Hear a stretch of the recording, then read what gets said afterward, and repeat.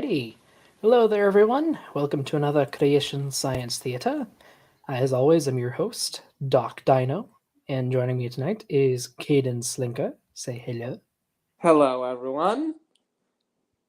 Yeah. And tonight, well, we're going back to a bad habit. We are going to be covering Kent Hovind, which, Kent is a habit Hovind I is the really should Kent quit, of but not can't time. seem to get away from him. Oh, what was that?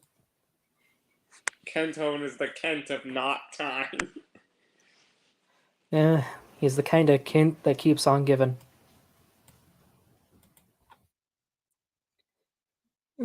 Oh, well. What's new with you since we last saw you, Caden? Nothing, just working on my mission papers. Oh, really? Where are you headed? Don't know yet.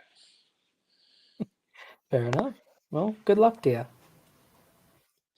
I'm also hoping to host my own live stream. Do you know how I can get StreamYard? How I can use StreamYard to do that, so I can get multiple people on board? Sure. StreamYard has a few plans. You can get it free. It's not as flashy as the paid-for version, and you'll have a StreamYard logo up in the corner, but it's a decent way to start if you don't want to give it too much money. Yeah. That said, it's really easy to set up. You basically just create an account. I just use my Gmail, and yeah, it basically walks you through how to do everything. Got it. Yeah. Let's see. Hello, Andrew, and hello, tell me more. Oh, speaking of which, hello, hello. Hello, tell me more. How's it going, Gaten? We're doing fine. All right. You are a little quiet, Rodney. If you want to sit a bit closer to the mic. I turned my mic down before. Is that fine? Yeah, it sounds good. All right. Alrighty. Well, anyone who has eyes can probably see the title of the stream. Ban evading felon versus biologists. For those who know Kent, he likes to whack atheists. And apparently he did it to... And Christians, too. Yeah, apparently he did it to a fellow Christian this time.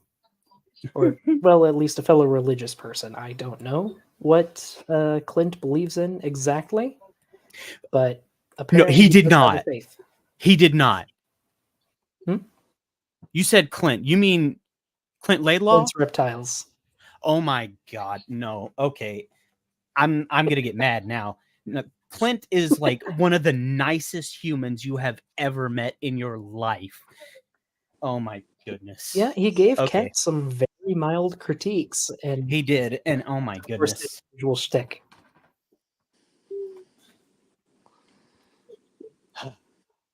I watched that video, and when he said the name Kent Hovind, I stopped my typing and I looked over at my other screen, and like I full screened it, and I was like, and I paid even closer attention. I just noticed he misspelled TikTok.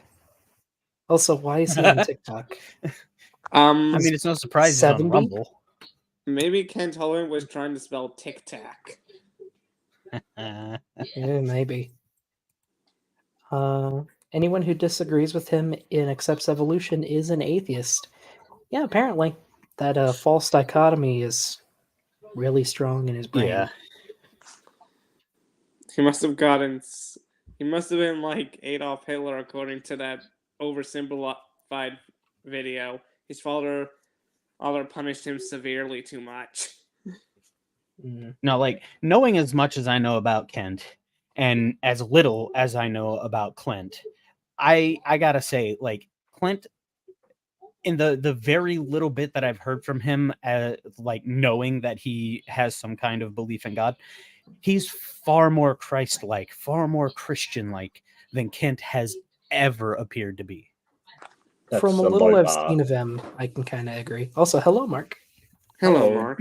That's not hard. Like, that's really not hard. That's a low bar to pass. Being more, more charitable and kind than Kent is a low bar to hurdle.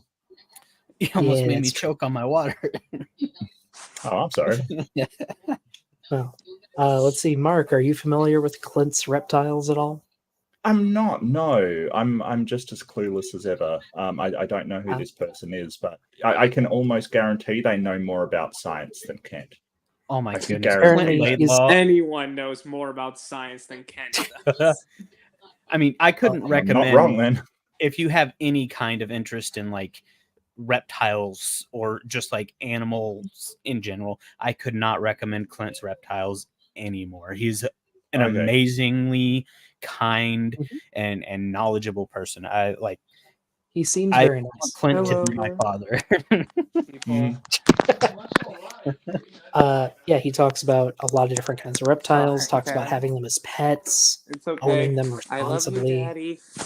And okay then. Hope you have a good night's sleep. Hey. I love you too, Daddy. Hayden, you might want to mute. But yeah, and I know him because he does a Dino December, and he talks about dinosaurs sometimes. Although I really enjoyed the one around now, which I'm happy for. I really enjoyed the one he did with the ChatGPT that had his voice. That one was a lot of fun. Oh, he's like he's asking ChatGPT questions about like phylogeny and cladistics and stuff, just to see like if ChatGPT gets it right or gets it wrong. And like it got a lot right and it got some wrong, and like he would like dig deeper into some questions and like try and fool ChatGPT with like monophyly and stuff. And it was entertaining, and it had his voice, and like it would mispronounce words sometimes, and that was a lot of fun. Kent Hovind is basically lacks monophyly in his brain. Yeah, you bring up cladistics before Kent, and like his brain just melts in his skull. He can't comprehend. A little bit. Oh well, we might as well get started, I suppose. Can I stream this to my audience? Is that possible? Yeah, sure. Okay, thank you. If you want, I can send you the thumbnail. Yeah, sure. I don't have anything planned. I didn't know I was showing up. I just sort of got up early and thought, hey, Doc's up and doing stuff. Oh yeah, it's like I'm glad I made it. What is it, like 9 a.m. for you? It is 9 a.m. and I'm very tired, but I'm so glad I'm here. Sending you my thumbnail on Discord. Oh, cheers. It's just band.png. Oh well. Let us begin. In Lenox, Alabama, March the 6th, 2024. Tonight's Whack an Atheist. We're going to whack a guy named Clint. Poor guy. I don't think he's an atheist, but he sure supports the atheist cause with his reptile channel. And he... I think he supports the sensible person cause. Kent Hovind is scared of reptiles. I mean, with that statement, I don't think he even watched the video. He definitely doesn't have access to Clint's Patreon, where he like directly answers questions related to the video. And like, I would recommend to Mr. Kent Hovind to go and watch that stuff, because it'll inform you. I mean, I have thought of subscribing to his Patreon, but not 100% sure, but maybe. I do off and on when I can afford it. Yeah. He mentioned me in there, so self-defense is perfectly fine. I'm gonna explain it to you, Clint. You're not gonna like it. Okay. Anyway, we're on a bunch of different channels: TikTok, Rumble, 4 different YouTube channels. Pick one. If they shut one down, go to another one. And admits he's been waiting. He's just blatant, isn't he? He's just basically. I get around YouTube's ban rules just flagrantly. Yeah. Wow. What a douchebag. That'll likely get him taken down too, right? Because he openly admitted that he's ban evading. Well, I only don't if people really report it. know. Well, has Kent anyone looked Hovind up the deserves ban to be in evasion prison. rules? Well, there's two different things. So it depends if you're getting banned or your channel's getting banned, right? So I don't know which one he would be under. I would imagine for something like hate speech or violating terms and conditions, like terms of service, it would be you that's being banned. But I don't know. We suspect the original reason why his channel was banned was buying subs. Okay. And Which so I it seems don't he's know. continued to do. Well, I don't know if that gets you banned or whether it gets your channel banned. It's a bit uncertain. I don't know the exact things because it's never been a concern to me at all, because I've never done anything like that. So if it's a repeat offense, you'd think it would be the person, because like at that point, like it's a I don't know. common denominator. I have no idea, but I mean, I'll go and have a look, and I'll get this thing organized, streaming to my channel, and I'll look and see if I can find what are the rules under that. Because, like any company, YouTube and Google basically will have sort of, they will designate their rules on it, whether what the consequences are, what the policy is basically on this, and it would be interesting to see whether something like a ban, you can go to an alternative channel, or whether you're not supposed to be on YouTube at all, because I honestly don't know. Yeah, and that would also kind of like fall under, like, if the person is banned, could they appear on other channels then? Like, would that get the other channel in trouble? I don't know. Those are questions. Those are absolutely. They're good questions. Yeah. The baby's crying. Oh, okay. Well, I will say, so I'm on a site that apparently shows you like the background for different words. Wow, I can't talk. Different channels. And it looks like, the first couple months he was getting a lot of subs really quick, and then not really much after that. Oh, which I don't know.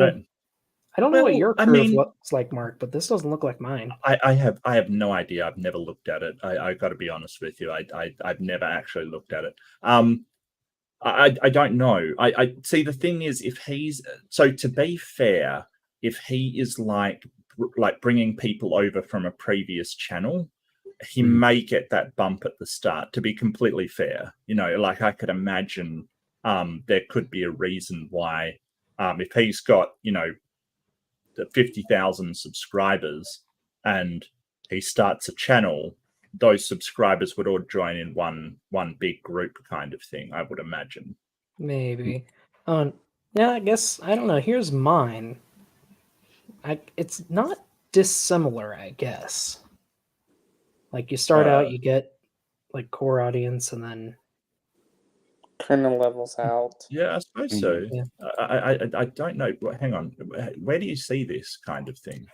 It's a website called Social Blade. I was able to look up my channel, and it's pretty small. So yeah, here, let me. I've never looked. There's Kent's in the private chat. Okay. Can we look up mine? I guess. Go for it. Look up mine. I have no idea. All right. Let's see. Mark Reed. Atheism. Mark Reed atheism. Oh, I've got a nearly C+. to 2K subs. Have a what now? Huh. So I guess it just tracks to about a year ago. But even then, like, you have a similar curve too. Huh. Yeah. Maybe it's not as suspicious as I thought, but I don't know. Well, I mean, I don't know what I would have done back then to get that amount of subs. What would that coincide with? I mean, maybe a big appearance on MDD. Maybe, yeah. Maybe. I don't know. You had a bunch of MDD debates in December last year, right? Yeah, absolutely. Absolutely. It may have coincided with like my Darth Dawkins interactions as well. That got a lot of views, like a lot, which annoys me. But that could be. Mark, I think back. My biggest jump in subscribers, like in any like kind of time frame, was after you and me did a video. Not even from Professor Dave or Dr. Dan or the very first video I did, which was with Aaron Raw. The biggest jump in subs that I got was actually from our interaction. Right. Yeah, and I mean, I sort of came over from Amy's channel kind of thing, like I moved from over Amy's channel, so that could be it. I don't know. Oh, and Robin says people love watching you destroy Darth. It is pretty funny. It is. It was something. Darth Vader. Better keep an eye on my chat. Hello, Robin. Hi, how you doing? Love Robin. She did fantastic against Hussein the other day. Robin had a debate. Well, she didn't have a debate. She was just on the after show for one of my debates, but she was really good. Okay. Well, I'm gonna go ahead and hit play again. He starts to ramble a little bit after the intro ends, so we'll just get through the intro. Odyssey, they're all listed on drdino.com. Any questions, call 855-BIG-DINO and extension 4. That's a tech guy. He'll handle it. Or extension 5. The gall of this man. Oh, hey, there's C signs. Call him self-talked or We're on dino. Brighton and Facebook and a bunch more. Independent Yeah, it's a little embarrassing. Temperamental, fundamental, right-wing, radical, chicken-eating Baptist Church. Come on down and join us. We'd love to have you here. We have some special music this Sunday, and it's not me. Yeah, he starts talking about upcoming events. Yeah, he's just doing housekeeping. Oh yeah, he has his 777 club. Oh. Yeah, I know. One. Great. You whack them. Might have one. Evolution, religion is true. Whack them back down. Small children can learn to play it. Adults love to play it. With Whack an Atheist, we wait for an atheist to say something silly and claim that his evolution religion is true, and we whack them back down swiftly and sweetly with real science and Christian love, of course. So, yes, you're Kent very sweet, Kent. Evolutions of religion. Yeah. I'm genuinely surprised I haven't been whacked yet, honestly. You're surprised you haven't been. What about me? No fossils exist. Oh, has he never whacked you? No. Yeah, atheism's even in the name. You figure it's an easy target, right? Right. He hasn't whacked. I don't know. Maybe you make it too hard for him to clip chimp you. Maybe. I think he doesn't find anything about me that he can really hassle. I mean, a lot of the time it really does go in for personal attacks. Which don't faze me in the slightest. I don't generally worry about you. About people going and attacking me. It doesn't concern me at all. I don't know. It's very strange because I've really attacked him at times for being absolutely horrible at science and all that kind of thing. It just doesn't. Deplorable human. Well, yeah, absolutely. I mean, to go again to the title of the stream, he is a convicted felon, and for multiple things. He doesn't like when people bring that up either. Nope. He really doesn't like it. I'm just so glad Kent Hovind hasn't whacked me.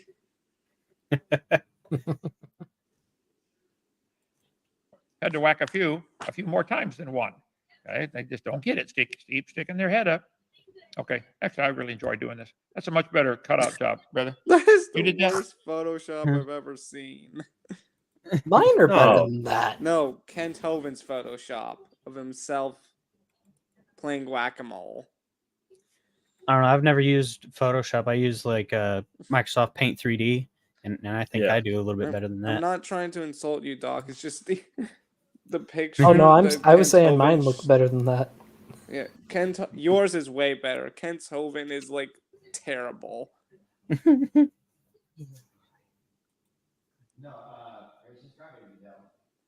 Crybaby did it?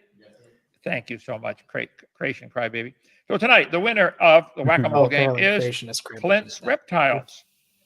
Man, over 600,000 subscribers on his channel.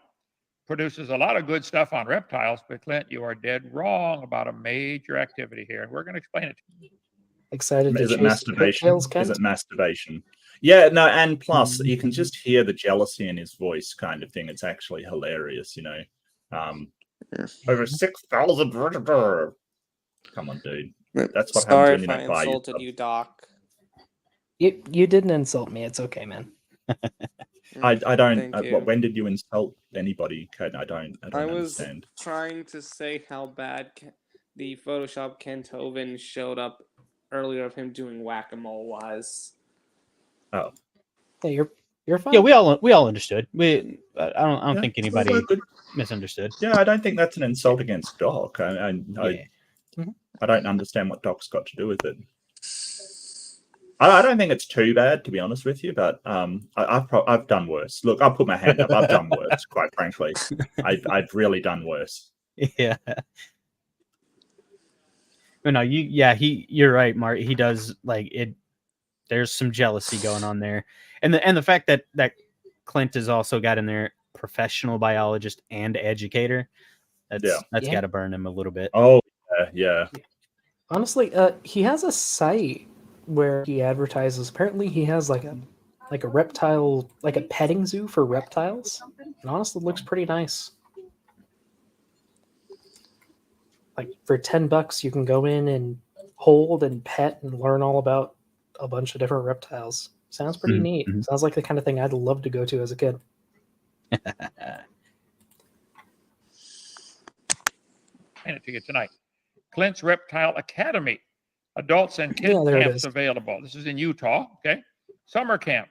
Meet Clint and Leisha, husband and wife duo, curriculum planners. Clint has a PhD in biology education. As well known for his educational YouTube channel, Clint's Reptiles. Clint taught at UVB and BYU. That's Brigham Young University, a Mormon school. UVU. I would assume he's a Mormon by what I saw of his thing here. I mean, I'm a if he Mormon. is, so what? So why being a Mormon does that make him, like, obviously in Kent's mind that makes him automatically wrong? He just sounds like a Steve Irwin type person who absolutely loves reptiles in particular. I got no problem Honestly, with that's this the kind of whatsoever. vibe I've gotten. Yeah, I would say he's a lot akin to an American Steve Irwin. Yeah.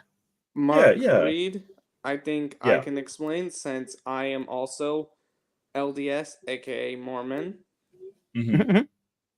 So I think it primarily has to do with how the Church of Jesus Christ of Latter-day Saints or Mormon Church got its start. A lot of people, when it was first getting started, were not on board with it at all. The state of Missouri ordered an extermination order of all LDS people in Missouri. So there's some hate going as far back as the church has existed. Well, I won't get stuck on a debate about the origin of the LDS Church, but it's not as simple as that. I think that sort of the history of Joseph Smith and him starting a militia and things like that probably had a lot to do with it as well. His destruction of printing presses, which published that. Anyway, I won't start up a debate about Mormonism at the moment, but it's a lot more complicated than that. But I think it's more complicated. Well, I think it's more to do with that, he doesn't think that Mormons are real Christians. And I think he pretty much despises any person that claims to be a Christian, or in his mind claims to be a Christian, but does not follow his fundamentalist take on it, basically. He's very... He hates any non-Baptists, honestly. Like, he despises Catholics and all fundamental Baptists. Yeah, he dislikes anybody who's not, fundamental Baptist. Right. Like they have to line up directly with his way of thinking, or they're wrong. And even other fundamental Baptists, he'll like reach out and, oh, you're wrong about this, brother. And what we got to remember is they aren't in the majority, but they seem to have their tendrils into majority Christianity throughout America. Like the Speaker of the House is currently a young Earth creationist, which is mind-blowing to me. Mike Johnson.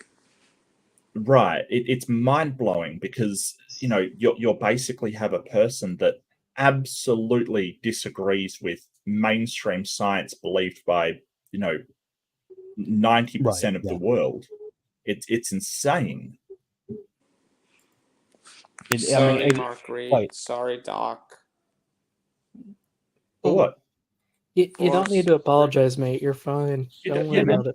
Fine. Also, don't mind me. I'm just eating soup while y'all talk. I'm just saying I'm sorry for bringing up the topic of Mormonism. No, it's fine. It's perfectly fine. It's fine. I mean, Kent brought it up technically, but like, no, you're fine. You're fine. It's just like this show is 90% tangents. You're fine. Yeah. Oh yeah. It's like I feel like when people attack other LDS members, I feel like they're attacking me because I am LDS.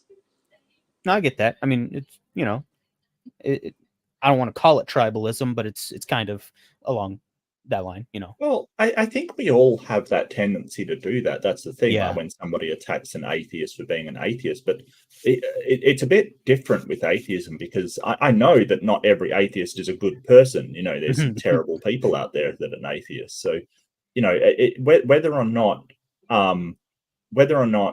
and it's interesting because institutions, for instance, Catholics, a lot of my family is Catholic, and they had trouble with, you know, people were attacking the Catholic Church for obvious reasons, right? Because of all of the, you know, child abuse that they were doing. But, you know, it's really hard to defend them, but they felt like they should. And I suppose we've got to divorce ourselves from going, well, if the institution's done something bad in the past, we have to defend it now. We don't have to defend those things that have happened in the past. You know, like you don't have to defend all of the bad things that your government does, but you can defend the good things that they do. I think that's more than reasonable. Yeah. Can we be friends? Sure. Thanks. Yeah. It's okay. It's okay. It's fine. Look, just because I disagree with somebody doesn't mean I automatically dislike them. I can disagree. Yeah. I disagree with Tell Me More. I disagree with Doc on certain things. You know, like that's fine. It's all good. I like people with different opinions. It makes me interested in why they have them and stuff. It's perfectly fine. Variety is the spice of life. Just don't put poison in the soup. I like being able to disagree with people and still be friends with them. Oh, sure. There's something about it that's really satisfying. Yeah.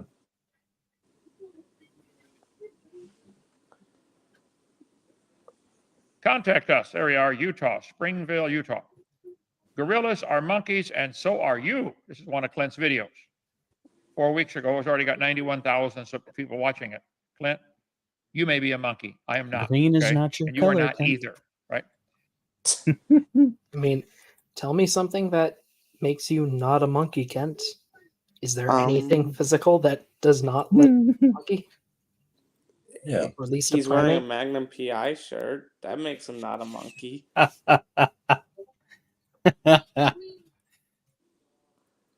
mean, you can put a monkey in that. True, but they won't wear it very well. I don't know. I've heard some monkeys wear suits. They even call it a monkey suit. A tuxedo. Yeah, that's it. Oh, goodness. He said, it is impossible to change a dinosaur into a bird. That is correct. It's impossible to change any animal into any other kind of animal, Clint. But when Clint did his program on this one a couple of days ago, somebody said, oh, you got to watch this. Clint's talking about you. He spent the first 23 minutes talking about, had somebody from Answers in Genesis on there and was showing him teaching about birds cannot come from reptiles, and they cannot, okay? Nothing produces Yeah, and Birds. the AIG guy had really bad arguments. Yeah, But birds are Yep. dinosaurs, and dinosaurs are reptiles because of monophyly. yeah. Yep. See, and a problem I think, like I've discovered after talking to a few people who vehemently dislike this whole idea that birds came from theropod dinosaurs. They think that it coincides with the Cretaceous, and that's where you have to like jump on it and correct them. Like, no. By the Cretaceous, the dinosaurs that became birds, which are still dinosaurs, were already heavily established. There was no Mhm. changing at that point. This like the theropods came in like the late Triassic, I think it was, and birds came around about Mid-Triassic, but yeah. mid to late Jurassic is when we find birds. So that's where between those two time periods is when the birds transitioned out of theropod dinosaurs, and so everything we find beyond that, like where the dinosaurs go extinct, they didn't just magically become birds, and they weren't magically becoming birds around that time. It was already established by that point, and that's where a lot of the folks who have a problem with it seem to like they I can't think of the word now. My brain's turning to mush. Conflict there. Yeah, I mean, And it's like birds are a subset of dinosaurs, just like stegosaurs or tyrannosaurs are a subset of dinosaurs. It's the same. Remember the fluffy gator study? Yes, although I have not read through it yet. I should have. Try showing that to Kent, see how he thinks of it. Well, they took these gators and they microwaved them, nuked them, did all kind of things to their DNA, and made them grow feathers. I bet they just sprinkled some bird DNA in there, and now they're claiming it's evidence for evolution. Mm. But try to breed an alligator to get feathers. I bet you can't do that. Not without your sciencey magic. Yep. Sweet I don't know sciencey how magic. how on point was that? By the power of Great Skull. No, we're not reptiles. We're not. We are synapsids. Oh, Yeah. comment? Yeah. Honestly, reptiles not really a term we use anymore in modern biology. Yeah. We use either synapsids or sauropsids. Well, perhaps synapsids or diapsids. Yeah. I've heard the term sauropsid throw around because you also have like the parareptiles, which would be anapsids. But then you have like turtles, which are, despite having no temporal fenestrae, are grouped with diapsids rather than anapsids. Let's see. Does Google? Okay, so sauropsid is the more inclusive term. Yeah. And then diapsids are within sauropsids.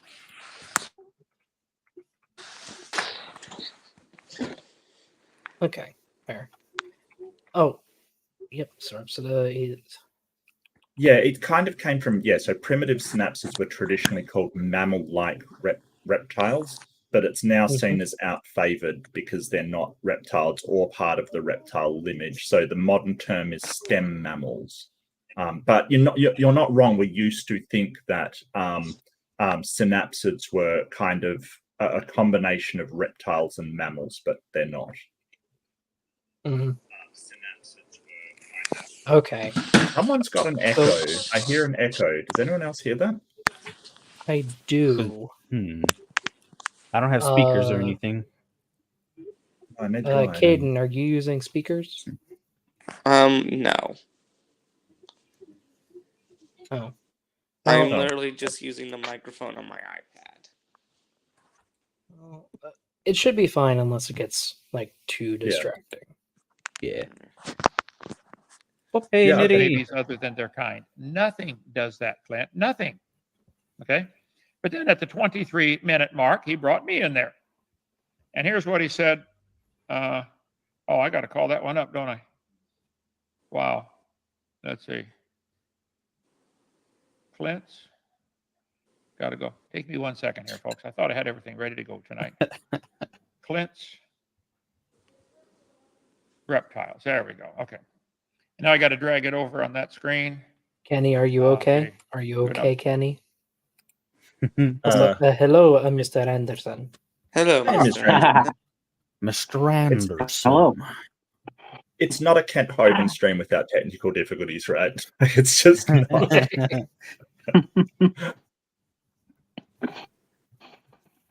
How are you guys doing? I just heard him say something to the effect of no animal can bring forth other than its kind. And I was like, Yes. that's like saying my name into a mirror 3 times. Like whenever he If I says that, I must appear. This is after your debate with him, so he really didn't absorb anything from that. It's well after. We've Not got at a all. There's Well like Bloody Mary saying- situation going on. I'm just waiting That's for him to nothing say. new, though. I'm just waiting for him to say that nobody's ever observed a dog produce a non-dog. Oh, he'll He's probably gonna say it. Ask dog breeders He'll all say around it. the world. They'll tell you. Back in my day, we Yeah. used to believe that birds were completely unrelated from everything else. Ask any rancher or farmer around the world. They'll tell you. No, I don't mean, tell you. Yeah.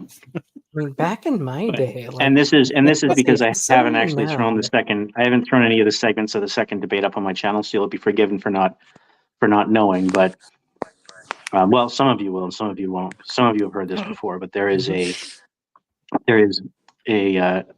strain of transmissible cancer that was produced by dogs, where a dog actually evolved into a single-celled parasite that lives in other dogs, and it did so in a single generation, and it's still with us today. And I pointed this out to him in excruciating detail, and he has said that he is going to go and research that and think about it and What? get back to me. Yeah. What type of cancer Mate, is this?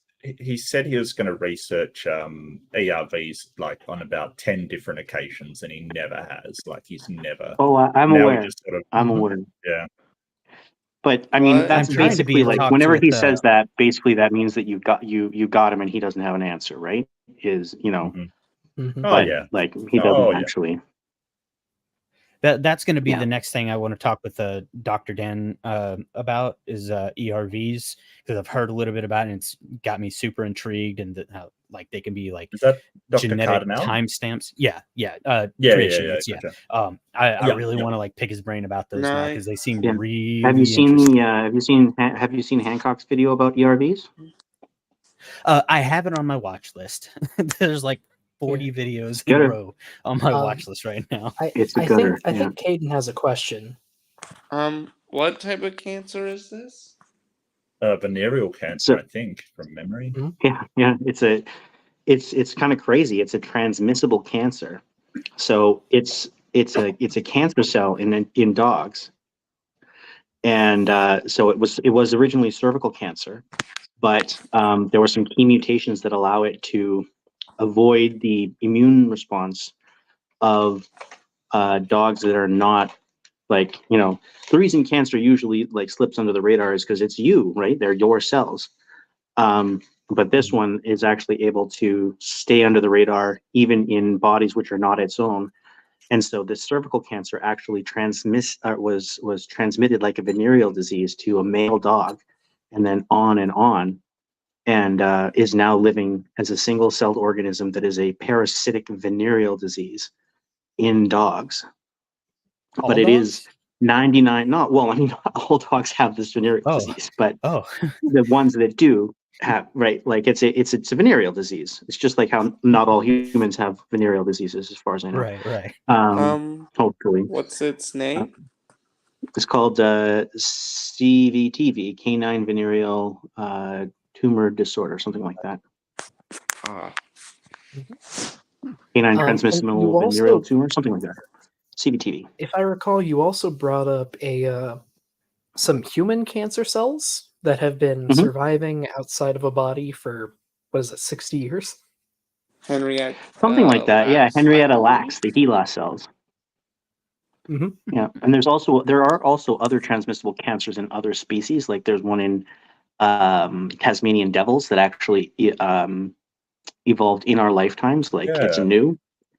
Yeah. Starsong in Oh, my hey, chat just mentioned that. It's apparently Yeah, a you fake said it at cancer. the Yeah, same yeah. time as Starsong did. Mhm. Well, I said it first because I said it in my debate with Dr. Hovind. Yeah, get wrecked. And Look. and recently they've also discovered another one in clams. There's a transmissible cancer in clams as well. Jeez, Clams. it has to Need to spread know like that- wildfire. Clam cancer exists. I don't know whether I'm happy or sad that I know that now. Mm. I mean, Yeah. cancer. Now Not can only I does just a have clam questions. cancer exist, there's a transmissible clam cancer where you can catch cancer. Right. Yeah. I mean, plants can get So, cancer. but my favorite one is the dog one because he says the dogs, dogs produce dogs, and nobody's ever Yeah. heard of any dog bringing forth other than, another dog. And it's like, well, I mean, you do because we talked about it for an hour, right? Mhm. Yeah. Anyway, that's my own little soapbox. Yeah, and JJ said, I better be God did careful, that. or I'm Yeah, going to get my apparently own God whack and did that, atheist. JJ. Oh, look, it'd be you great. might. I would watch it. Yeah. Okay, but if he does, you have to show up in the chat and demand Maybe. to come on with him. Oh man. Well, I don't watch his stuff like very closely at all. I've already beaten him, right? That's fair. I've got a debate with him in a couple weeks. That'll be interesting. Yeah. we gotta We're do gonna do prep. we're gonna do a prep session. I'd appreciate it. I Yeah, think I have a well, yeah. plan of attack sorted out, but we can talk about all that later. Yeah, of course. All right. For now, though, Could not believe. It's a good thing I never complain, isn't it? Oh, I tell my wife that all the time. Boy, it's a good thing I never complain. Which one? his 23. nose is growing. Oh, Which wife? there we go. Clint, let's get Right. you over here where everybody can see it. Probably all of them. it's already there, We did not Chet. test the audio on this then, did we? Oh, he's got it. Steve, fix my computer, No, no, Steve. Steve was banned. Yeah, I know. Steve stole from him. Okay. What and happened then here? Let's see what he Steve says stole about my it. money. Somebody just push a button, somebody make it work. Okay. Yeah, because IT exactly It's not works working. like Joseph, that. I can't hear him. I mean, I wouldn't be surprised if they had like one of those apps that let you remote control someone else's screen. I wouldn't be surprised if they had one. Oh I yeah. love ghost programs. I've had situations where that's happened to me where someone would remotely control my computer screen.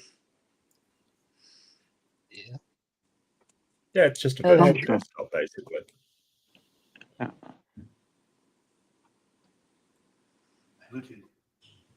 Fix it, Joseph. That's why you get the big bucks. Like you pay anyone. He doesn't Right. pay anyone.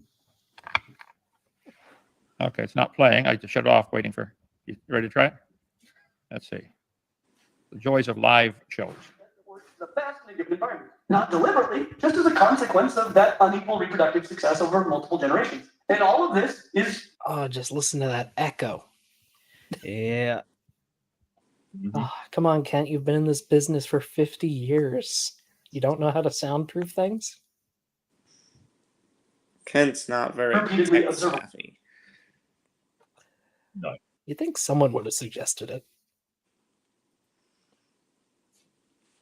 Well, if anything was clear as a result of this stream, it's that he doesn't always listen. Mm-hmm. True, I guess, especially when it's criticism. He can never be wrong. Mm-mm. Never. but saying that we have never observed a gain of information, that's just false. And that's just false what you just said. Show me where we've seen a gain in information. Clint, I Well, if challenge you you go to a back debate. and watch that 25 big section, dynamo then you'd Kent, be- stop Yeah, he using explains educated. it step by step. yeah. Kento, and stop using the word information out of context. I don't Well, believe and in plus you can point information. to certain I'd like things. as they define it. I don't think it exists, and it's not necessary. You got a definition? Based on their I'm still definition, not sure I've heard a definition. right? Well, what I'm saying is the way that they define it, whatever that is, I don't think it Well, exists. the way they're using it, yeah. Because I mean, you can point to stuff like because I brought this up with Kent, sort of saying, hey, if I get like you've got the alphabet, right? And if I write something new that's never been seen before, that's new information, even though those letters already existed. So, but they will say, hey, you know, it has to be new letters, which is so stupid. Like that's the most ridiculous thing ever, because there's not going to be any more than the base pairs of DNA. Like it's not going to suddenly produce a Y base pair kind of thing apart from the usual TACG, right? It's not going to produce that. And that kind of seems to be what they're expecting, which is ridiculous. Like that's so stupid. What do creationists think Kent of loves RNA? his decks of Kent loves his decks of cards. If you shuffle a deck of cards and then put the sequence of the cards into a computer, that is going to be new information no matter what, because it is almost statistically impossible to get a new sequence or to get the same sequence twice. So even though it's all the same information, it's been shuffled and it's new. It's a new sequence. Yeah, but they don't see that as new information. But what they're not understanding is that these base pairs are they're not information like information in a computer. They're chemicals. They're uracil, taurine, help me out. Adenine, guanine. Yeah. So they're adenine, guanine. Yeah, they're actual chemicals. So you're not going to get a new one. Like that's not going to happen. But any new sequence is new information. Any new sequence. Well, here's the way that I look at it. This is the way that I kind of understand, and I didn't get this from them specifically. This is just sort of my kind of best detangling of what they're saying is that so the problem and the disconnect is that when we say information, we mean data. When they say information, they mean ideas, right? Yeah. And so you can generate data without ideas, but you can't generate ideas without a mind, because an idea is something that exists in a mind that is it's meaning that is conveyed from one mind to another, or that exists within a mind. And so for there to be information in the sense of it being ideas rather than being data, then a mind is required, right? It's nonsensical otherwise. You can't think I defy you to think of any, instance where there's an idea that wasn't encoded into being data by a mind. And what you just did is one of my favorite things in science, called extrapolation, where even though the information wasn't given to us, you were able to extrapolate that based on the context. And a lot of these anti-science folks like Kent are incapable of doing the extrapolation to get the data and information. Yeah, well, they say there are two kinds of people in the world. Just one sec. Sorry, Hovind donated a membership. It hit Stupid Whore Energy. Congratulations, enjoying your emotes. And Robin Webster, could you hit Robin Webster from? Oh yeah, I love that. Stupid Whore Energy. She actually is very well read on the literature of evolution. Like her questions and question time are fantastic. Like Stupid Whore Energy has been a thorn in the side of Donnie for quite some time. And he has to read her name every time. It's so great. Yeah. There's two of the best names on the internet: Titan Uranus and Stupid Whore Energy. Absolutely true. And Robin Webster donated a readership, and hit CDN Olliman. Olliman gets a readership. Commander, cadet. I don't know. What's CDN as a rank? Commandeer. Canadian element. That's good. That's good. All right. Congratulations. Winner, Canadian is chicken a rank. Can I say if something? it's not, it should be. Oh yeah. Welcome. Yeah, sure. Yeah, thank you. Welcome, Thank you. Atheist So- Junior or AJ.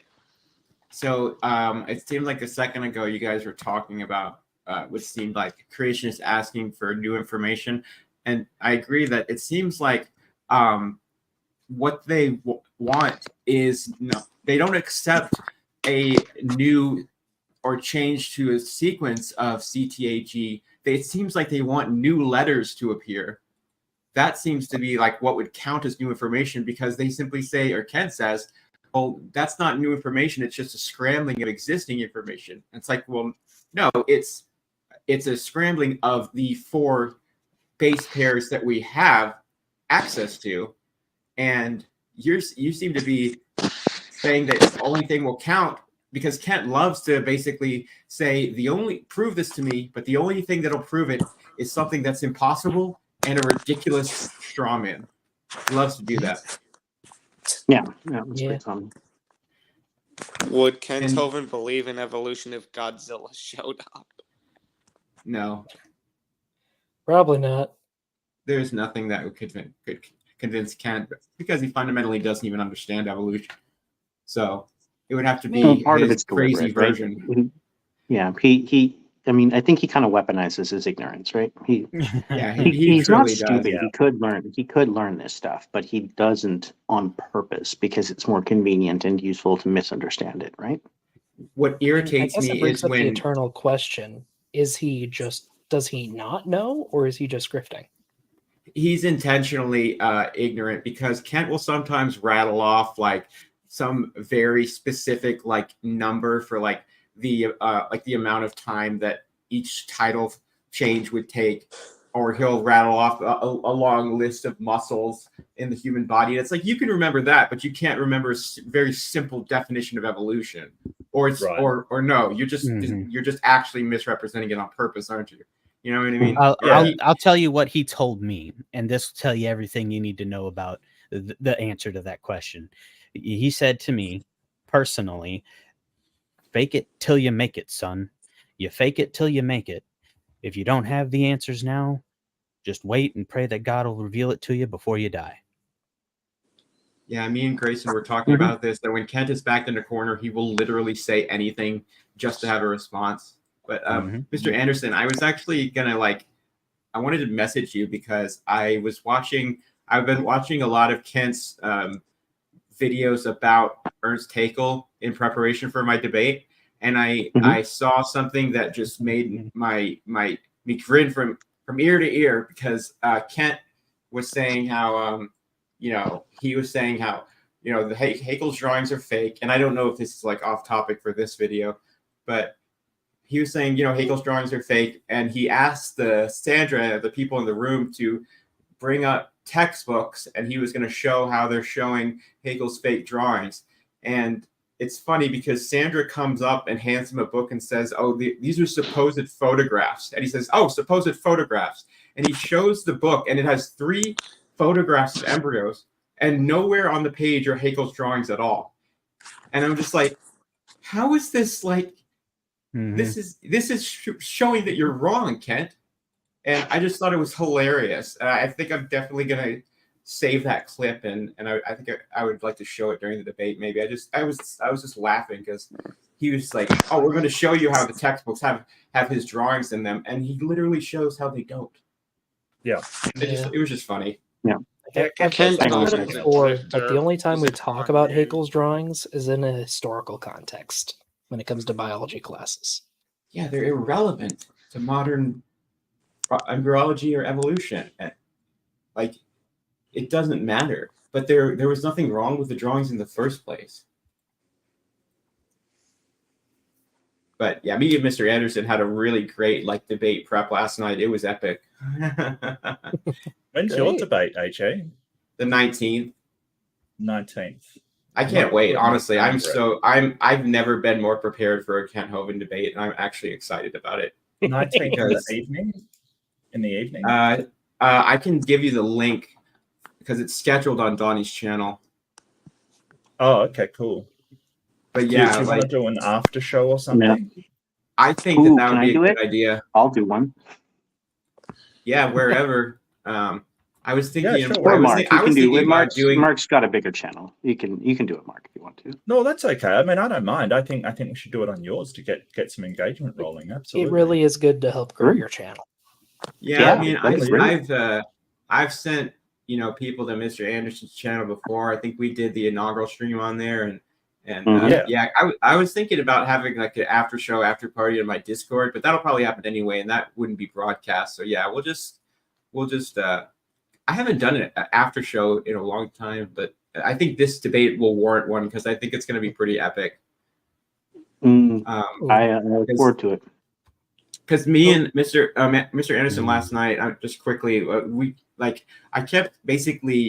kept discovering things that Kent was just wrong about in his slides that I can bring up, and it's just thing after thing where basically like it just seems like it's going to be a very bad debate for Kent because it's just going to be everything he says. I can pretty much have a pretty bulletproof debunk of, like the fact that this Haeckel's trial, this fraud trial, even apparently his school found him guilty of fraud, and he worked there for another 33 years. So, like, that's odd.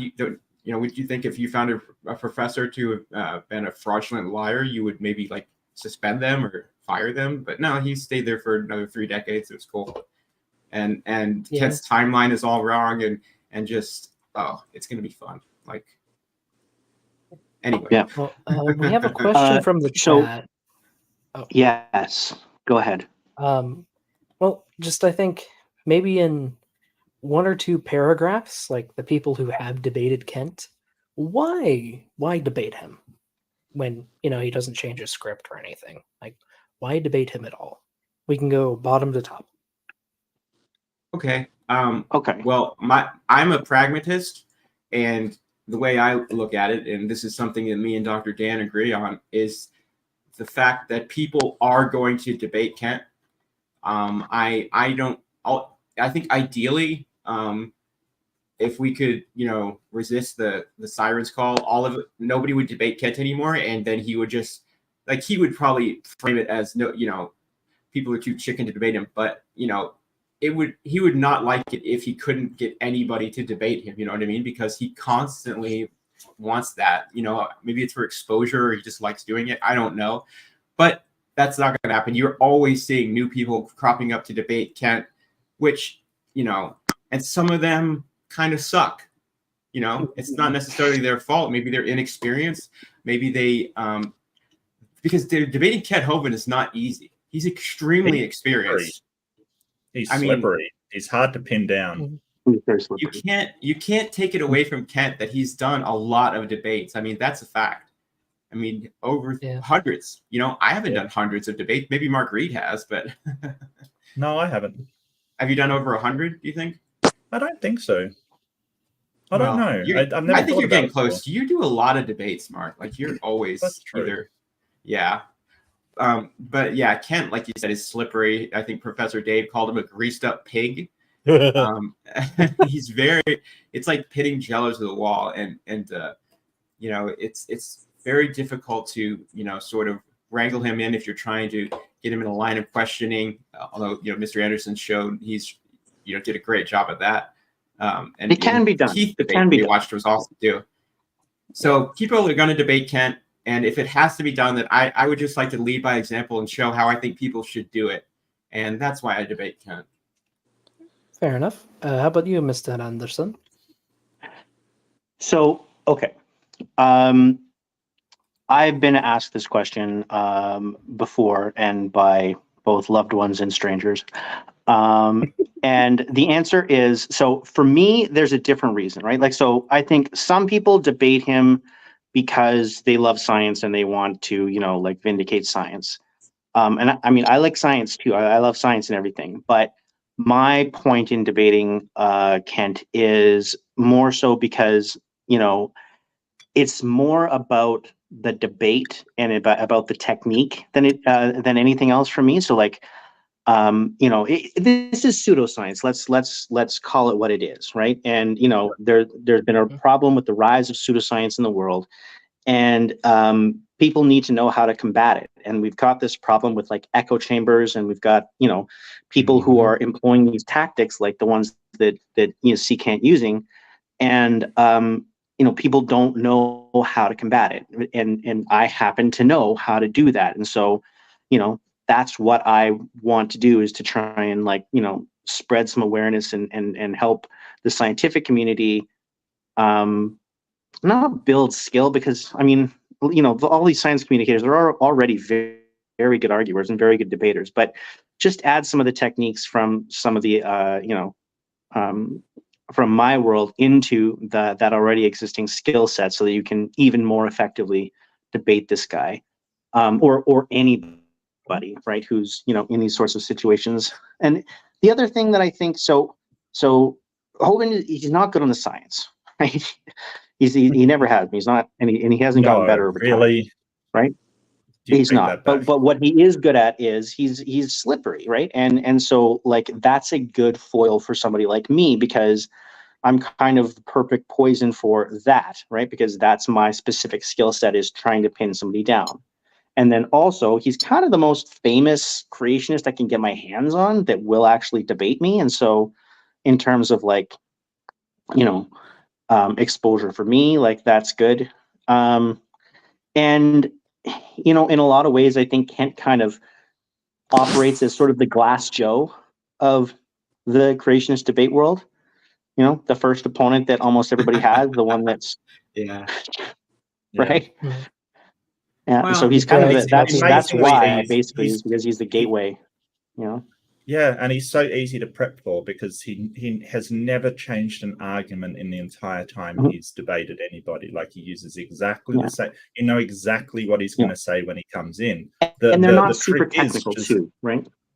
Right, and the trick is you don't have to go and learn. You don't have to go and learn all about genetic entropy or ERVs or geology or anything like that. You go and you're just going to debate Kynes or Noah's Ark or something, and it's it's accessible for people, and that's why people often start with him, is because it feels like you can it's like, oh, I can argue these things. These are normal person arguments, and what they don't realize is, he's gonna pull some tricks on you, right?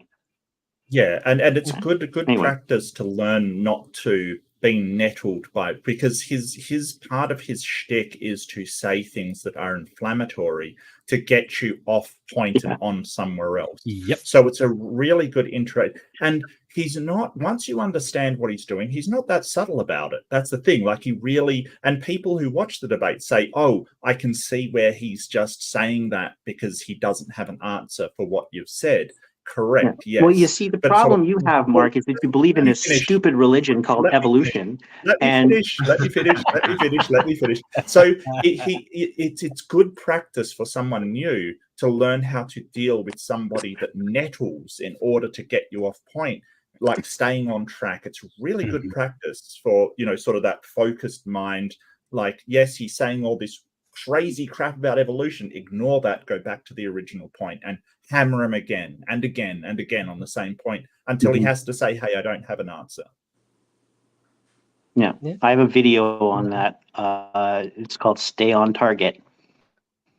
Stay on target. By the way. Yeah. And I say don't chase the rabbit. That's my catchphrase, is don't chase the rabbit. He'll put a rabbit out in front of you. Don't chase it. Just go back to your point. Yeah, I have my own catchphrase too. It's an acronym I made up for debating Kent, which is just ABCKO. Always be calling Kent out. Not bad. So it's easy to remember. Not bad. Always be calling him out on his fallacious argumentation, calling him out for changing topics or for bringing up a bunch of topics, and then when Mark Reed simply lists off the topics he brought up and one by one response to them, Kent will always say, one topic at a time. Call him out on the fact that you brought these topics up, Kent. I don't know how many times I've seen that exact exchange play out in Mark Reed's debates with Kent. It's like every time. It's hilarious. Let's see, Mark, was there anything else you wanted to add to the question?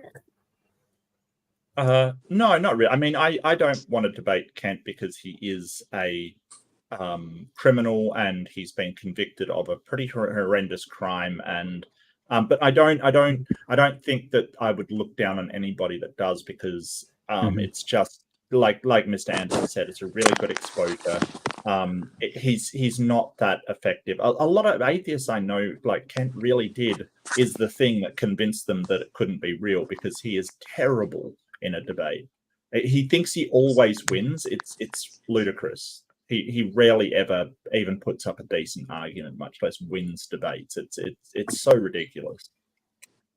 I mean, he'll say outright during the debate that he won. I won. Yeah. I won the debate. Yeah. Gotta go. My throat hurts. I gotta go. I mean, he says as much in his seminar videos too. Like, I destroy them in the first 5 minutes. Here's how you do it. Yeah. And I guess for my personal answer, of evolution. Yeah. Sorry. I guess for my personal answer, I've had several close friends who used to follow Kent, and hearing a calm, rational voice on the other side helped them look into the actual science behind what he was talking about, and realizing he didn't know anything he was saying. And learning that opened them up to learning about more things. That's me. And yeah, you're one of them. And it helped them as a person. So I want to try and do that for other people if I can. Yeah, and I've never been in a debate with him, but to me, I guess the reason why you would debate him is like the reason you would debate anyone else, to defend something that you know to be correct. If someone like says, "Oh, that's not correct," you want to defend yourself. Yeah, but sometimes don't do that. But the thing with Kent is, just the thing with Kent is, he'll hear you say that, and it'll go straight through the other ear. Mm-hmm. Like, he will never acknowledge that he was wrong on anything. The only thing is the pre-trib rapture. That's like the one thing. Huh? Oh, him and his apocalypse stuff. Oh, it's just so cringe. I've heard from Mark Stoney that he thinks that the apocalypse is this year, that he thinks the world's ending this year, which will be hilarious when, we get to 2025. It's going to be a bit of a laugh. Actually, Kent says it's 2028. Actually. I didn't know we were playing. Shows up. Yeah. I believe Aaron Ross said that Ken Hovind just represents the absolute worst type of American fundamentalist Christian conservative, radical right-wing chicken-eating Republican Baptist and pseudoscientific, sovereign citizen, anti-vaccine, pro-choice, anti-LGBT rights, just every type of ism and bigotry, just the worst type. He is the prototypical American idiot and the ultimate example of Dunning-Kruger. And it's not cool that he is damaging so many people's education and the education system in America. So I like to take him down a peg, because I don't like that. Ultimately, though, I just do it because it's fun for me. And I mean, I also did make like $250 from my last debate with Kent, so that's just a nice bonus. The exposure, he's also a soft set. Yeah, I mentioned that. Yeah, which is just. Mr. Anderson, the only thing I don't remember him doing is explicit racism. That could just be forgetting. I've seen AJ? them. Yes.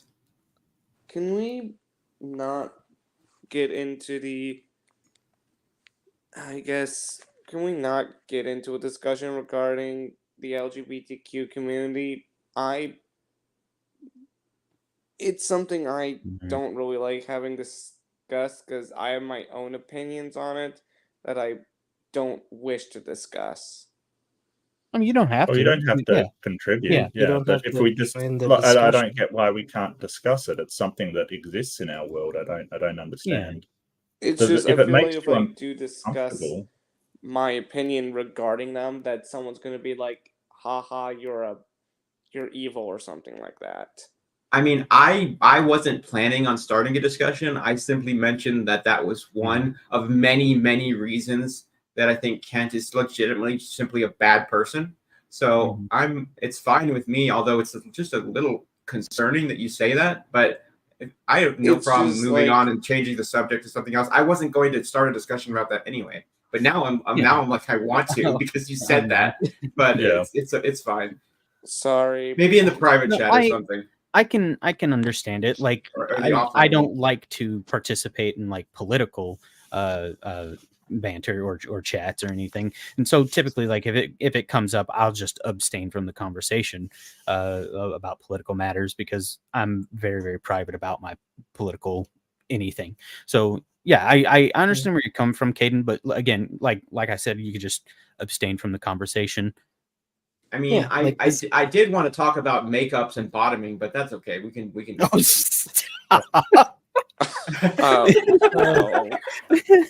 Sorry, AJ. I'm sorry. Please forgive It was a slip of the tongue. Sorry, it was a slip of the dick. Damn it! I'm just gonna mute myself. I don't think that's going to help somehow. I think just your sheer cheekiness is going to come through anyway. Quite frankly. Okay, back to Kent. Let's see what sure. Just I guess for the future, like if you don't want to, you don't have to participate in discussions. Like it's fine. If it's a controversial issue, you know what I mean? So yeah, I ultimately it's just fun to debate Kent, especially because I think I've grown as a debater, and each time I debate Kent, I think I'm a little more prepared and I do a little bit better because I think my second debate with Kent, I just lost. Like he just steamrolled me. I wasn't in a very good mental health place at the time. And I just rewatching that debate, it's kind of cringy for me to watch just because, and Kent's yelling at me the whole time. It's really weird. And yeah, that's just, but in my later debates, you can see I really sort of yell at Kent and I'm just kind of belligerent with him and just calling him a liar. And it's just fun to sort of take some of my confidence and see it growing and just sort of fire back at Kent. Because I like to treat Kent exactly how he treats other people or exactly how he treats me. I'll be respectful, but if you're going to go there, then we can get, we can sling in the mud and we can get down and dirty. But Mark Reed's is my example for how to do that. Because he's always cordial, I think, and reserved. But then it's if they, start to really be rude and just obstinate, then he can adapt to that. And Mark Reed is really good at adapting to different situations. That's why I think it's fun watching your debates, Mark. Yeah, I got no problem rolling around the mud if they want to. It doesn't stop me at all. Sorry, really salted no need to Hovind to his face. Were we watching this Whack an Atheist video? Yes, I'm hitting play. Oh, here we go. We said that would be great, sir. Well, the first place we stopped on the tour was the geologic time chart. So we're standing over there, and the guy said, "Now, folks, this layer of rock right here is about 70 million years old." My daughter was 12 years old at the time. She raised her hand. She said, "Mister, how do you know that layer is 70 million years old?" He said, "Honey, that's a good question. We tell the age of the layers by what types of fossils we find in them. They're called index fossils." And by the way, that's correct. That's what the textbook said. Scientists use index fossils to determine the age of rock layers. She said, "Thank you, sir." Okay. So Clint is going to go in. Well, maybe I should let Clint explain it because he will in a minute. But little misrepresenting. Yes, sir. We walked around the other side. We're standing over here, and the guy said, "Now, folks, these bones are about 100 million years old." My daughter raised her hand again. She said, "Sir, how do you know those bones are 100 million years old?" He said, "Well, honey, we tell the age of the bones by which layer they came from." She said, "Sir, when we were standing over there, you told me you knew the age of the layers by the bones, and now you're telling me you know the age of the bones by the layers." She said, isn't that circular reasoning? He looked at my daughter. He looked at me. I wasn't about to help him. This is what we call an offerdinst moment. It comes from a meme where a woman named Rebecca said that her very, very young child said something very, very deep, and the starred comment for it was, "Oh, fuck off, Rebecca. He did not say that." So, this is what I call an offerdinst moment. I mean, fair. Like I've heard these called like, and then everyone clapped moments. Yeah. or just a tall tale. Yeah. Like on today's episode of Things That Never Happened. and Hovind does this all the time, all the time. He tells these stories where you know that it never happened, like, especially in the way that he's describing. Maybe something similar happened. Maybe this person was like aghast that he didn't understand basic logic, and then sort of explained it, and he just edits that part out. I think that I wouldn't Berkeley professor. Well, I wouldn't. You notice this thing about people, and I'm not saying, I'm not qualified to determine anybody's mental health issues, but people that display a lot of narcissistic tendencies always present these kind of stories where they're the hero of the story kind of thing. People like Darth Dawkins and stuff do it all the time, even though there's footage of something different happening. The way that they present it is that they have had this incredible victory over everybody around them, when that is certainly not the case. And it seems like a very narcissistic way of going, well, I was the main character in this amazing story. And it really is emblematic of a very, very egocentric personality. You have to be the main hero of the story all the time. And Kent's stories like this, they tend to be very detailed about all of his amazing quips, but when it comes to the details of the people involved, they tend to be very vague. Like, he'll be like, I was talking to this one atheist at this one debate this one time, and da-da-da-da. But here we have a tour guide who also is like a college geology professor who like somehow doesn't know about radiometric dating, apparently. And he's like completely stumped by this 12-year-old girl. And, you can just imagine the dumbfounded look on this man's face, as if this is a cartoon, cartoon reality. And then, of course, the guy drove a very long distance to come see Kent preach. And he had never considered that this could have been circular reasoning. He had his mind blown. And he drove 50 miles one way to see Kent speak on creation, and he got converted to a young Earth creationist that night. He got saved, and the next day he got ran over and died and went to heaven. And the entire school applauded. Yeah, actually, he got crushed by a boulder from the geology column that doesn't exist. It was very ironic. Yeah, and then everyone applauded, and Albert Einstein was there, and everybody won $100. If we're on the topic of historical people, I am a distant relative of Grand Duchess Anastasia. Awesome! Congratulations. The Russian girl who died? Okay. It's this. I'm sorry. This is maybe I'm wrong about this, but this is a pet peeve of mine. It's Anastasia. It's not Anastasia. The Americanized pronunciation is. I'm sorry. Is that rude? No. I'm just so used to the Anastasia pronunciation. I just hate that. I'm not saying one is wrong and one is right. I guess I just prefer the other one because it sounds so fancy. Well, no, because it's like the traditional Russian or Slavic pronunciation that is Anastasia, but instead of Anastasia.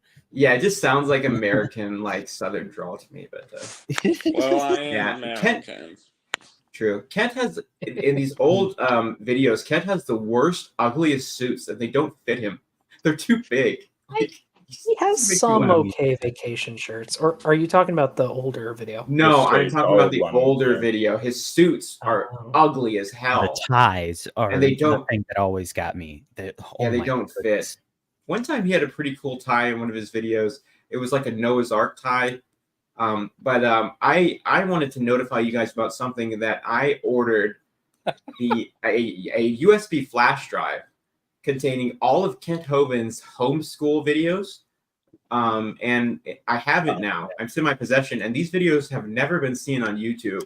So, oh no, you know, oh no, I was. Do they need to be? Well, I was watching one of them. I was clicking through them. Some of them are Eric Hovind, and then some are Kent. But so it's Kent. It's algebra.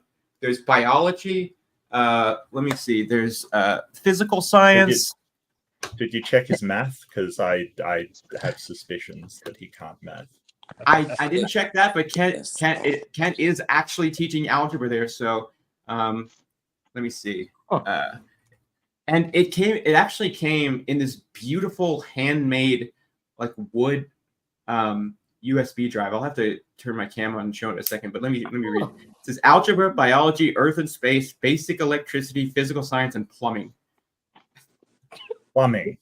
Yes. Oh yeah. Okay. That STEM field of plumbing. Yeah. No. Yeah, but one of the biology videos was I was pretty intrigued by. So I don't know if you guys are gonna like maybe when this video is done, I was seeing if you might be interested in looking at one of those. Just saying.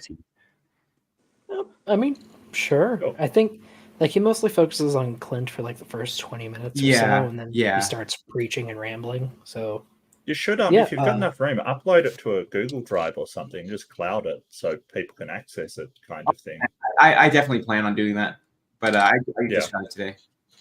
And I want to turn my cam on a second because I want to actually. Oh, and you can't get in trouble for it either because he has he's on record saying that he wants people to be able to access his stuff so you can spread it freely all over the place. Yeah. Yeah. Thank you. But then gets mad when his stuff is used to debunk him. And you're on the big screen, AJ, whenever you're ready. Okay. Just 1 second. While we're talking about famous relations, though, I had some ancestors a few centuries ago who apparently owned a castle in Ireland. Oh. That's kind of neat. You see this? Oh, neat. Oh. Yeah. And then it's actually magnetized. So that's really pretty. Oh. Like it's like faux wood. It looks like it's burnt wood burning. It's actually it's beautiful, honestly. I was very impressed because when I ordered these, I was thinking like, well, shouldn't he just send me the files like Mark was saying, like a Google Drive? I was thinking, but if you're gonna send a physical USB drive in the mail, like I think this is the way to do it. Like this thing is honestly awesome. So kudos to. There's no forgetting that one in your pocket. It's pretty sweet. Like honestly, the mechanism of it closing shut is very satisfying. Like I've been doing it on and off for like the past hour. Yeah, that looks really. I wonder where you can get something like that. It's probably pretty expensive, but that's pretty. I'm sure you could probably find it on Etsy. Nice. Yeah, I don't know. And it was very well packaged too. It was in like so many different layers of packaging. Like it was, I don't know. The guy takes his Kent Hovind stuff seriously. The funny thing is though that this guy actually had my Atheist Junior account blocked. If I tried to log in on eBay, he had already blocked me, like preemptively. I think he knew who I was, so I had to sign in using like a Facebook to buy it. I just thought that was funny. I guess he knows about my channel. Okay. Hovind's psychic. But yeah, I mean, yeah, that's neat. I'm gonna hit play though. Okay. Like that was a fun little thing. That was interesting. Yeah, it's awesome. Really cool. He looked back at my daughter. He said, "Oh, you're right. That is circular reasoning." He said, "I never thought of that before." That fella drove 50 miles one way that night. Here he comes. Come hear me speak in Union Center, South Dakota. Crowd swelled to 39. We set up a chair. Okay, so this is Kent Hovind telling about a visit that he and his daughter had to a museum. The museum guide, when talking about the geologic timetable, explains that the layers were dated by fossils called index fossils. And then he explains that some other fossils, bones, were dated by the layer that they came from. And his daughter, Ken Hovind's daughter, pointed out that the guide said that they knew the age of the layers by the bones and the bones by the layers. And that this was circular reasoning. And this left the guide dumbfounded and in agreement that this was circular reasoning.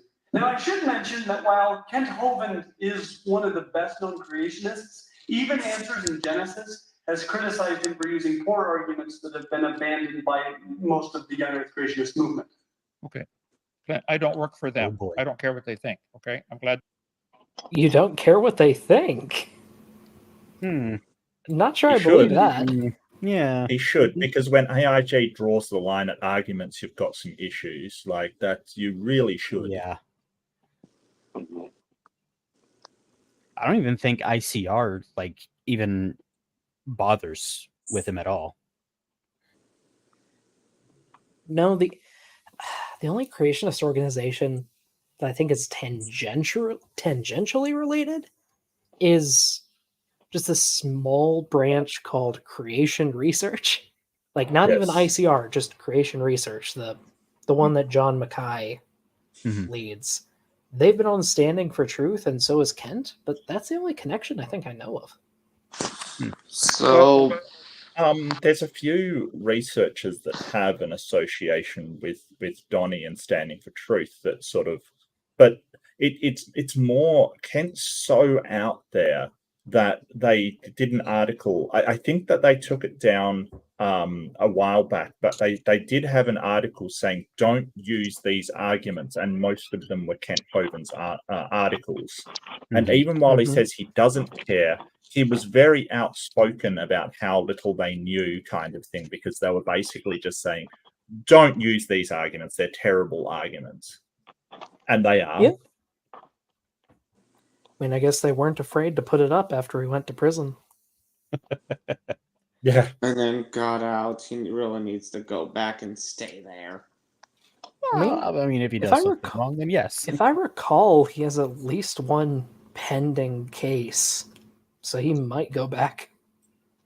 Oh yeah, he's appealing his conviction because it was a bench trial for domestic abuse. Yeah.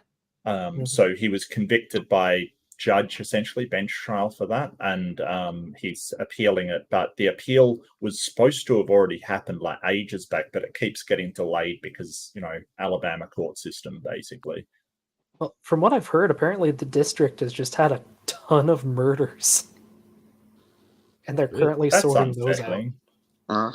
That's very And I unsettling. also would not be surprised if the Supreme Court wants nothing to do with Kent. Well, you've got to get to the what is it, 8th Circuit in order to get to the Supreme Court, which I sincerely. Yeah, well, I mean, technically you could take it there, but I mean, why would you? Like, I mean, seriously. I don't think it would get that far. Even honestly, I don't think it. You have to apply for leave to appeal to the Supreme Court. Yeah, it's very difficult, right? You have to remember it's a country of 300 million people, and there are 9 judges for all of them, right? Yeah, it has to be either a very, very important fundamental issue, or it has to be over a lot of money. Yeah. But you know, Kent would try at least.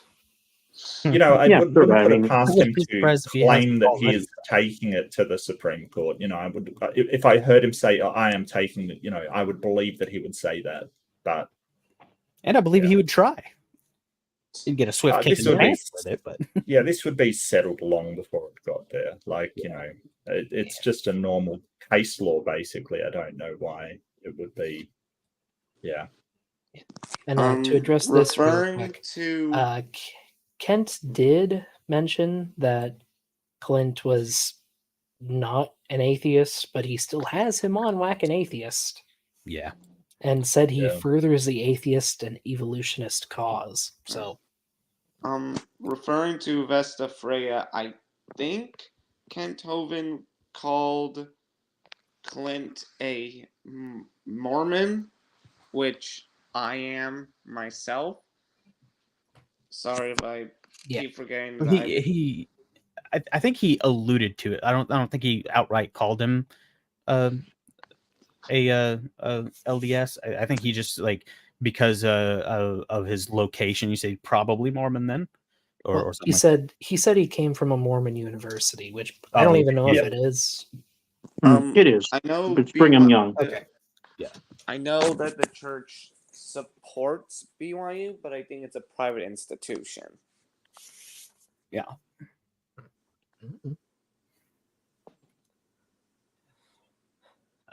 Oh, yeah, and then I'm curious, Mr. Anderson, how would you like to prosecute someone like Kent? Yeah, it could be done. I think I'm not sure exactly what you mean. How would I like to prosecute somebody like him? I have prosecuted people like him. Well, considering that he kind of did everything to, stifle the investigation and was uncooperative and sort of, did all of these outspoken claims about the government, I think you would probably want to throw the book at him because he is he has no contrition at all about what the crimes that he committed. He's still saying that he didn't deserve to be locked up and that he didn't do anything wrong, which is just the worst of criminality because, really you're looking at whether they can be rehabilitated. And I don't think there's a way to rehabilitate Kent. He's a grifter. He's always going to be a grifter and a fraud. That's what he is. He's a con man. Yeah, well, I mean, technically technically when we're looking at sentences, right? Like your primary goals are denunciation and deterrence. Rehabilitation is like a distant third. That really shouldn't be the case, to be honest with dear you. sweet salty Christ. As a former corrections officer, I have heavy opinions about the poor state of the American prison system. Yeah, it's awful. By the way, I'm showing a screenshot from one of Kent's videos that I was talking about on my screen there. Fiery, but apparently this is an actual site. Yeah. Oh yeah. Yeah. I've tried to watch these videos and they're so boring. Like my goodness. 12 hours long. Yeah. And there's a reason for that. Right to President Trump now. Yeah, he's still president, huh? Some people still think he's president. That's the crazy part. Hasn't been updated since 2018, it seems. Yeah, so for Kent to accept a pardon, he would have to admit that he actually did the crime, though. That's how a pardon works. You have to. Yeah. Oh, well, they have a sample letter titled "Letter to President Trump," and request for presidential pardon for Kent Hovind due to false charges, malicious prosecution, and withholding of exculpatory evidence. In parentheses, and for his ex-wife Jo Hovind. Oh yeah, that's a secondary concern. That's afterthought. Yeah, she did have to go to jail for a year, but it's fine. You'd think you'd put that in the main meat of the remedy, right? Like pardon for Kent Hovind and for his wife Jo Hovind, but no, that's just. I like how there's a comma and then parentheses. Like he couldn't just he had to put parentheses instead of just leaving it as just a comma, and then instead of ending it with a period, there's a semicolon. Yeah. Why? I mean, this is the thing. Like, order the IRS to immediately disgorge all stolen funds. Like, they're not stolen. You can claim that he was improperly prosecuted, or it was a miscarriage of justice, but it's not theft. Like, it went through the legal system. Like, they just, it's so weird. And to stop prosecuting structuring, like, why would we do that? It's like saying, can you please stop prosecuting theft? It's. I'm presuming this letter. This isn't the best written legal letter in the world. Like, I like that. Can you scroll back up just really quickly? You should do a bit taking this apart, Mr. Anderson. That'd be amazing.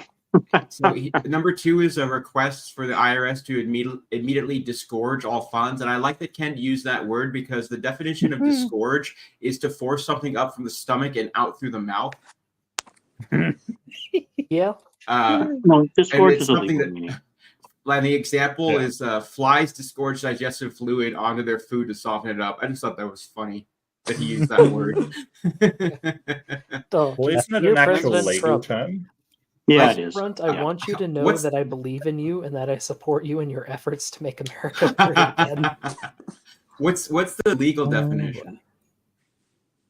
What's the legal definition of disgorge? Disgorge just means to like cough it up, right? Like, yeah, you literally cough it up, you know, like yeah, like it, yeah, just you know, that's funny. Take the fun from inside of wherever they are and lay them out here for me so that I can pick them up. Yeah, like expel them from the figurative stomach out of the IRS's. Oh my goodness, they brought up Brady Byram. Oh, Brady found. Oh, guys, Brady found that Kent and Joe committed no crimes. Isn't Brady Byram like a grifter for people like Kent that Kent fell for? Yes. The little paragraph that before the one you had highlighted sounds like the narration to a movie trailer. There was a man and woman, then husband and wife, who were maliciously prosecuted and wrongfully convicted 11 years ago by a team of overzealous IRS agents and federal prosecutors. This Black Friday is Kent Hovind. Inception. No mention of Joe Hovind. Hovind. This summer. Thanksgiving, Kent Hovind goes on drunk ramblings about false prosecutions. Rated PG-13. Well, no, he's never tasted alcohol. He's never tasted alcohol, and he's never tasted defeat until now. Only in Santikos. AJ? Yes? Can we be friends? Okay. I thought we were friends. I don't know. Bro, like, earlier when I had to leave one of the streams, you were like, no excuse. Oh my god! You were angry at me. Yeah, that was a joke. I was just kidding. I leave. Yeah, that was not. You're still. I'm sorry. No, it was a joke. I'm not very good at taking jokes as what they are, being jokes. That's okay. I have difficulties being serious. I've been called cheeky by certain people in the stream before. Wasn't me. Okay. It wasn't I'm all cheek. Jesus said to turn the other cheek. I take that literally. Speaking of turning this cheeks, letter was written check out this second term. Married. Jesus said to clap the other cheek. Immediate.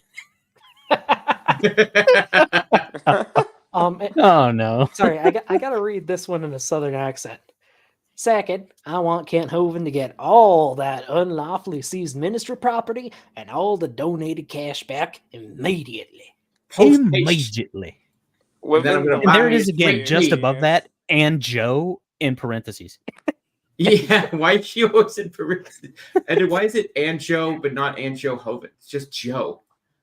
Or just the I think you know who he's talking about by this point. You know, any legal document, you know what he's. Look, he probably should have put Joe Hovind will be referred to as Joe. Yeah, or just Jay. Like they usually do that. Yeah. Well, they'll just dehumanize her as much as you can. Yeah, abbreviate her. Here and after referred to as the party of the second part. Sorry, the non-crime of making multiple deposits and withdrawals near $10,000. That has been a crime for decades.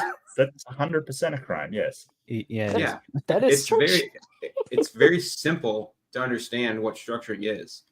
Yeah. Yes. Does Kent Hovind not know what a crime is? No, it doesn't seem that he does. He said the government committed 100 crimes to put him in jail. Oh, he wants the land and money back with interest. Oh no. Yeah, well, accounting for all that inflation. Yeah, he wants $500 million. Go through the whole thing, but this just seems like a gold mine. Not to mention the probably non-existent clone of Grand Duchess Anastasia that he's probably holding captive. And then there's just a random blank page. Okay. And then you write in the very center of it, this page left blank intentionally. then you So, go- Anderson, are you interested in going through this? I would love to watch that. I would watch that. I seriously Yeah. would. I don't think there's that much to go through. I mean, it's just There just a random. isn't really much to this. It's not very well drafted. It's not very. Are you talking about the It video doesn't series? bear a lot of resemblance to like a legal filing or to legal writing in general. And that's where people like me probably come in, because like I don't know what that means. Like I have no idea that that's the case. Like hearing how each bit does not like how it all crumbles, that would be the part that would interest me, because like then I would have more education about what a legal document makes and what does not. I don't know. Like, I think the problem is with that particular one, it's so far from being a legal document that you're not gonna you can't see it from there. You can't see legal writing from there. It doesn't even qualify as bad legal writing. It qualifies as not legal. It's like it's not even wrong. Not even paralegal. It's yeah. Is it even that? I guess is it even meant to be a legal document? It's just supposed to be like a letter to the president.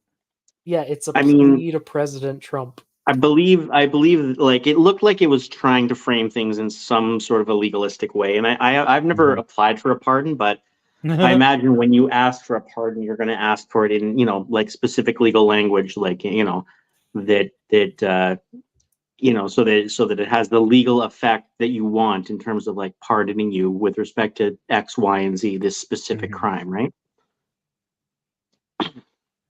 But that what kind of pseudo lawyers might not even work in doing that, right? Because like, as to whether or not there's sufficient particularity there to actually, I don't know. I mean, it's probably drafted like the terminology is broad enough that it would still have an effect, but I mean, I don't think any president's lawyer, like counsel to the president would allow a pardon to be penned using that language, like it would be. Yeah, and like Trump would even tightened care. up a lot. What's that? Like Trump would even care. Well, Trump wouldn't care, right? But like Reince Priebus or like whoever, I don't know who that, who was the general counsel for, who was the attorney general, right? That like that person, or like the special counsel to the president, the lawyers that are actually responsible for drafting the language of the pardon that the president signs, like they care, right? Because it has an effect on the legal system. Oh, So, anyway. Doc, is it okay if I share my video now? Do you have to leave soon? No. Or just whenever. I don't know how much like more you're gonna watch of this one or did Caden leave? Doesn't matter. Yeah, I didn't. He was back. Noticed him go. Oh, Caden, there you are. Yeah. I want to try to bulldoze through this. We can go a bit. Oh, okay. quicker. No, yeah, don't worry about it. Yeah. Okay. Because I'm probably gonna watch it on my channel later anyway, or certainly some of these videos. I plan on streaming them later, so it's Just upload all of them. Why not? Yeah, I'm definitely gonna do that. Plowing their row, I'm plowing my row. Now, apparently you don't care that some of the things you are saying have been abandoned by common sense people. You're still teaching the evolution religion, which has been. I mean, speaking as someone who's watched Clint's video like 5 or 6 times, no, he's pretty up to date. Yeah. I mean, he kind of has to be. He's an educator. Yeah, it's kind of his job. Yeah. Has been abandoned by millions of people. So it doesn't matter what Answers in Genesis thinks of me. I don't work for them. Period. Okay. Now we're going to talk about you tonight and what you think about these geologic column. Okay. Let's go ahead.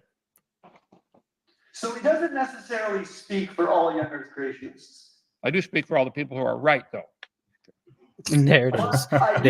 Oh my goodness. Presented very often in the groups where I engage in many of these discussions. So it is definitely worth talking about. Right. Okay.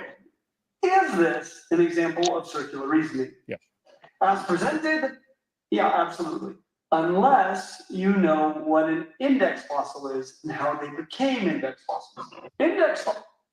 Clint, that's bingo. There it is. So for anyone who is confused, we don't tell the exact age of a rock by a single fossil. We have many, much more precise means of doing it that we use first.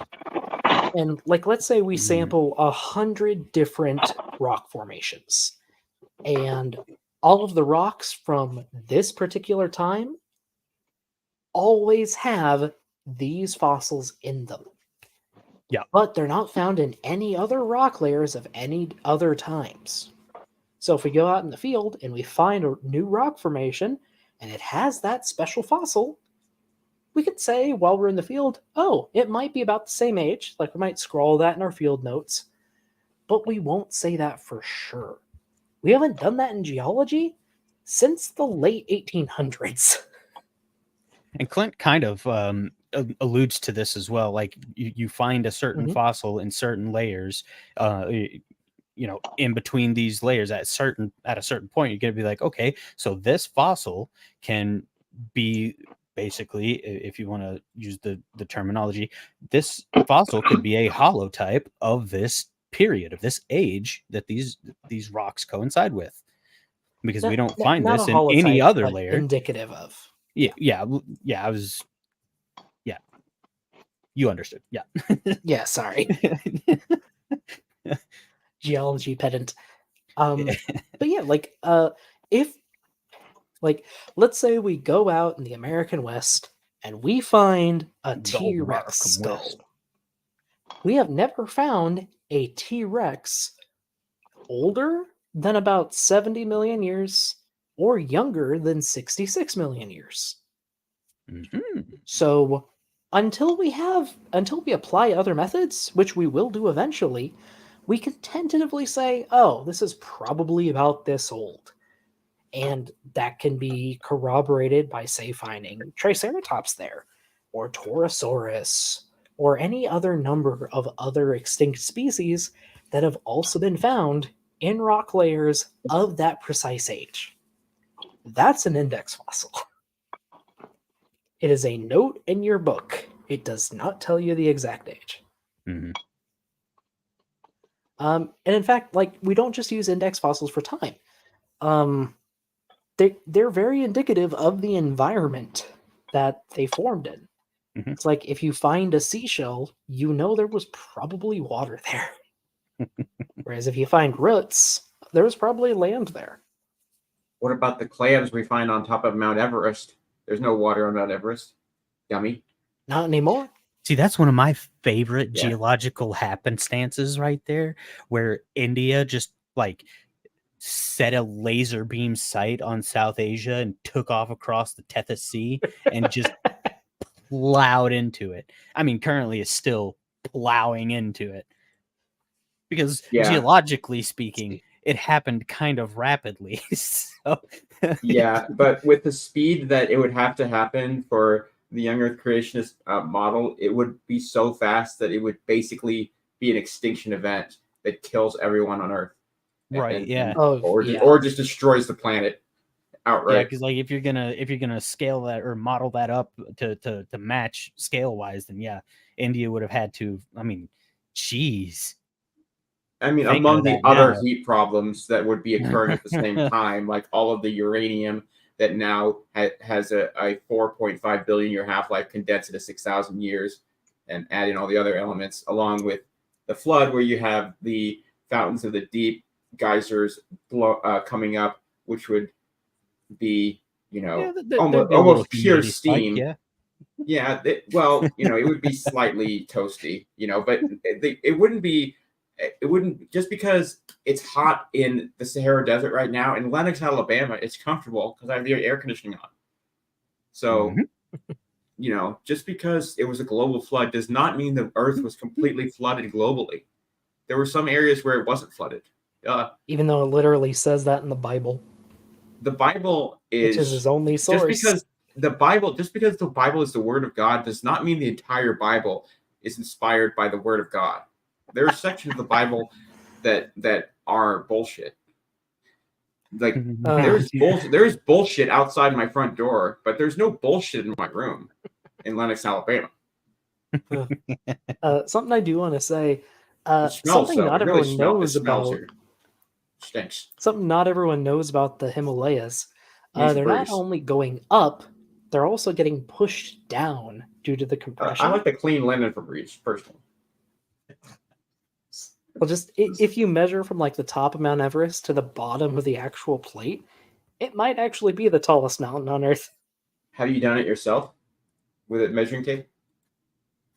I have not personally, but I Were know you we've there? done seismic imaging. Yeah, were you there? This is like me talking to the flat earthers last night, where they're like, "Well, if you haven't done it yourself, then all you can do is make an inference. You can't have a knowledge claim about Mount Everest."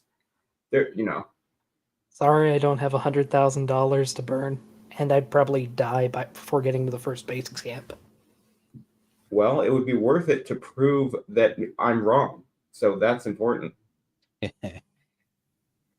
No, I put in the private chat doc a video from Dr. Chris Scotis that shows the geologic time and the occurrence of India crashing into South Asia. Ooh, yeah, that can be a fun little tangent. Okay, I see. So he shows India going away and then coming back.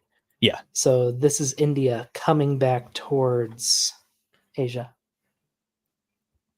Or it's about to. Yeah. There we go. Now, for anyone who's not familiar with plate tectonics, India is zooming. Yeah. I don't believe in plate tectonics. I think they're a myth. Look at it, it's like swelling in size. Like, oh, I'm coming for you. It's I'm just coming for that pushing up ass. the ocean in Swiggy front this of it. booty. Coming for that booty. India's on the hunt. And then, And bam! there it goes, just wham. And look how it buckles. And then there you go. There's that plateau. You ever see a continent get violated? I mean, we are now. And Africa is about to split in two. It's not even part of this. What country did India collide with? Asia. It's country? like, I don't think Is it China and Southwest Asia? Yeah, Tibet, Bahrain, China. Oh, country. Yeah, gotcha. Yeah, I don't think the Asian continent consented to that. Oh, I don't think so either. I think Africa saw it and went, "Oh, I'm out of here. Fuck that." You saw it kind of like bend it a bit. It even put up a little shield before it happened, kind of like a little barrier. Yeah, you're right. Oh, stop! So Wait, when you have talk two about this. plates colliding, does one of them have to slide over the other one? Yeah, one's the big not thing. always. Is that what always happens or no? No, it's kind of complicated, but Yeah, what you're describing is in general, split fault. when continents collide, they usually smush up into a mountain range. Yeah. That's why so much of the western US is so mountainous, because as North America has slid away from like Europe and Africa, it's collided with other land masses and smushed them into itself. Well, what about when worlds collide? Well, that's how you kill Deadpool. I was just thinking of this song from Our Man 5000, Tony Hawk soundtrack.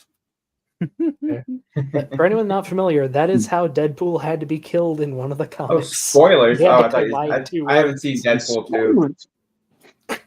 That's not It's a spoiler in to a comic. Deadpool 2. Everything has happened in the comics.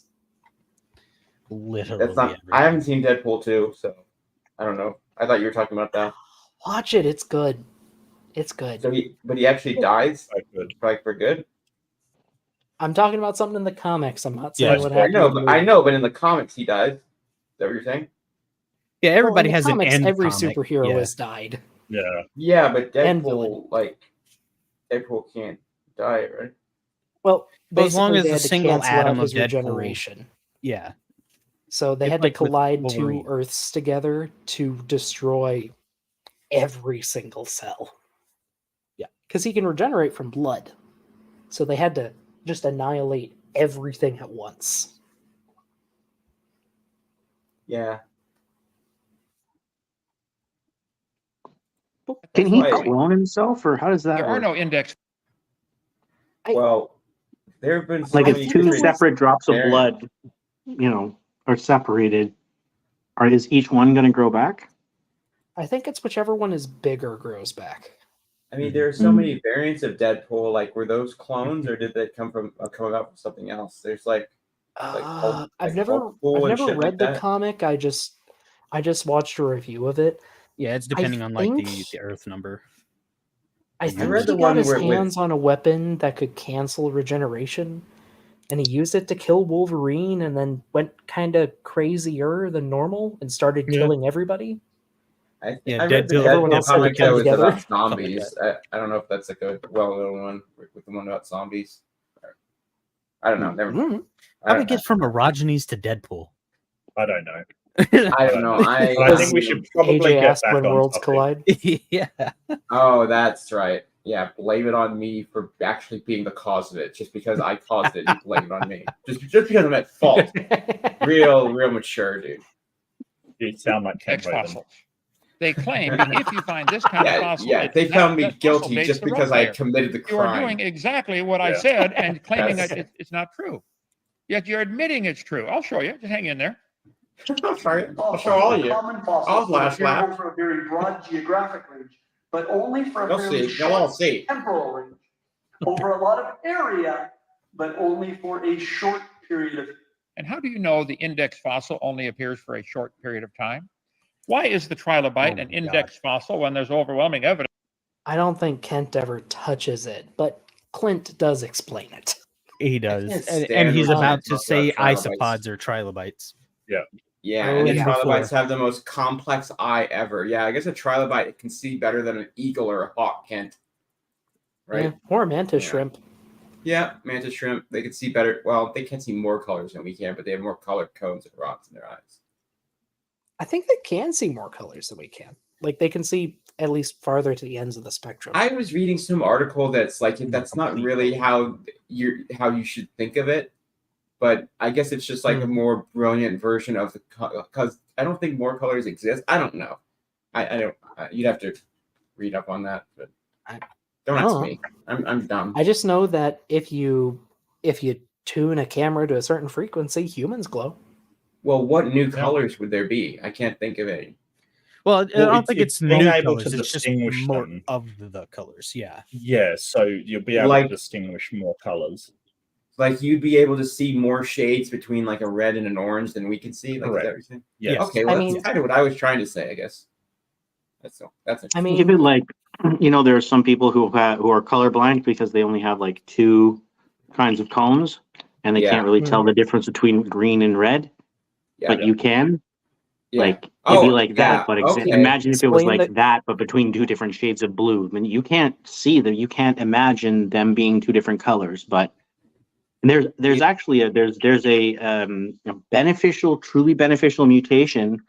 Or one of the examples of truly beneficial mutations in humans is the evolution of a fourth cone. And I think it's only women that can have it. But there's some women that can see more colors than we can. Women it's get actually all in the the second. It's actually in the second X chromosome. So men obviously don't have that, so they can't, sort of access it's that. Passed, but some women do. Passed down in the sperm. It's tetrachromia, I believe it is. Tetrachromia. That is so unfair. Like, why do women get all the best attributes? You know what I mean? Like, men have really had it rough. Oh dear. Yeah. Like, it's not cool, man. Like, men really have had it rough, and it's time that somebody stood up for us and said something. Shut up! Shut up! Like, seriously. AJ, I think you've been watching too much Kent. Yeah, you really have. He's going to start talking about the sections of the Bible where it says you're supposed to obey your husband. Yeah. Submit. Oh no. But you submit to your husband like God submits to my Burger King fetish. Being able to see the color red is a synapomorphy of all greater apes. Isn't the thing with bulls seeing red like bullshit? Bullshit. That's funny. Yes. Yeah, that is I don't bullshit. think It's they the can see red. flapping of the cloth that makes them angry, not. Have they tried with like a different colored cloth, or is it just like a tradition? Yes. It's the Okay. stabbing with the spear that really actually It all gets works. under. Yeah, it really Can actually they pisses even them off. can they In fairness, can they that even would see make me colors? mad too. Yeah. Right? Can they even see colors though? Like, can they see the red, or do they see black and white like a dog? I don't know. Let's see what Google said. Well, dogs can see Oh, yellow come and on, red. we can't go on that tangent. We Yeah, have I an don't want to audience here. We derail got to this. get back on So track. far off. Yeah. Yeah, we need to Okay, talk about the we rods just- and cones of like 16 different animals. Huh. Yeah. Yeah, just click play. Okay, cows can see blue and yellow. Okay. Does that also mean bulls that can see that? Well, yes, those are the male of cow. What about the Chicago Bulls? Oh, jeez. I think they just see red. You think that, but they're humans? They Yeah, can they see only orange see because red. they see the ball, True. So there's True. that. Okay. What is happening? Evidence that trilobites are still alive for 450 million years. They've been. How come we didn't find them in the other rock layers, Clint? Nope. They If get you ever find a extinct. trilobite, the rock you're looking at is almost certainly Permian age or older. Mm-hmm. You don't Does find them that in any mean- younger rocks. Does that mean Precambrian? No, No. so they're found up to about 250 million years ago. Oh, I didn't know that. I thought they were only in like the lowest layers. I've been So lying. it just shows that he sure. doesn't understand how the layers are actually working, because we don't find them in younger layers, but we do in older layers. And then they stop basically. So Right. he just doesn't understand a damn thing about what they're saying, and doesn't want to. Of course, he doesn't want to understand. Yeah. He thinks, Well- if they're old, they should be in all the rock layers. No, that's not how extinctions work, Ken. That's not how that works. I think another thing that proves that Kent doesn't understand this concept of layers is when somebody asks Kent, have we ever found, let's say, a modern human skeleton in the same geologic layer as Homo ergaster or an Australopithecine? And he'll say, well, just because they didn't hang out together doesn't mean that they weren't found together. It doesn't mean they didn't live at the same time. It's like, Kent, these aren't found in the same layer because they lived adjacent to each other. This is time periods, dude, not like physical geographical location. Dude, and that's like they're also found in the God. same geographical locations. Have we ever found human and chicken skeleton together? Humans and chickens don't hang out. Could you quickly highlight Ian Chen, who's also debated Ken and probably should be in here with us making fun I of love him, Ian Chen. frankly, because Ian's hilarious. I'd marry him if he was a marriage. $7.99. Yeah, I know, and it irritates me that his wife is so much prettier than I am. It's just annoying. Well, But, we'll throw a wig on you, Mark. That'll get us halfway. Hey, yeah, I'll put a Kent Hovind wig on. I'm sure it'll appeal to Ian more. He'll like me. Shave Kent Hovind. Shaved Kent. For $7.99 Australian, my favourite peeps all talking about rock hard Kent. There are a few things more entertaining. Rock hard Kent is so funny. That's a classic. Thanks so much, Ian. Really appreciate it, mate.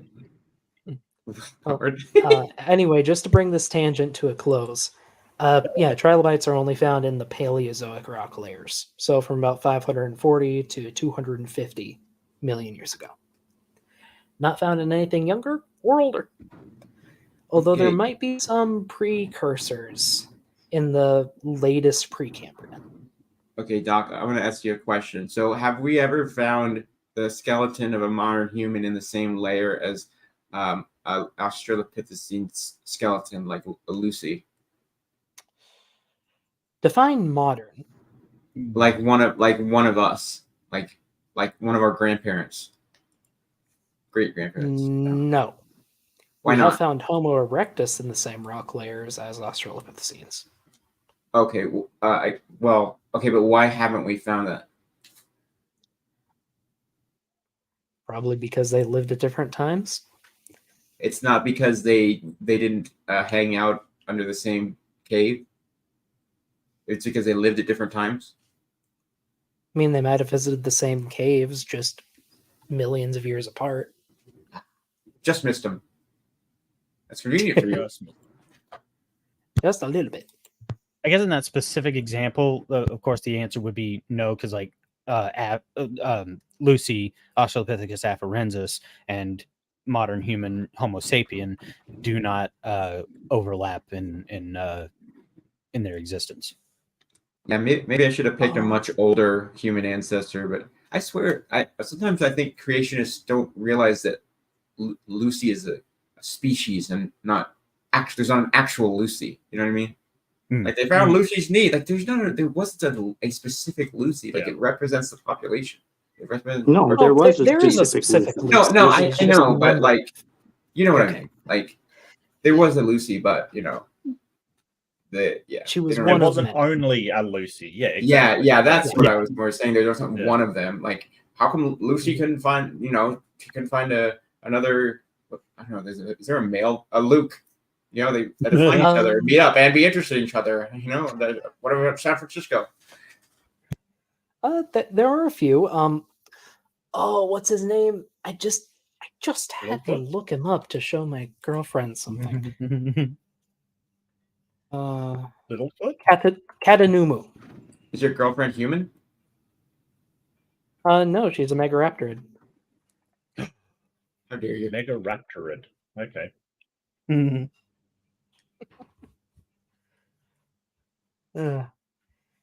Anyway, I know there is a cave somewhere in Europe that has signs of habitation that's stretched at least 100,000 years.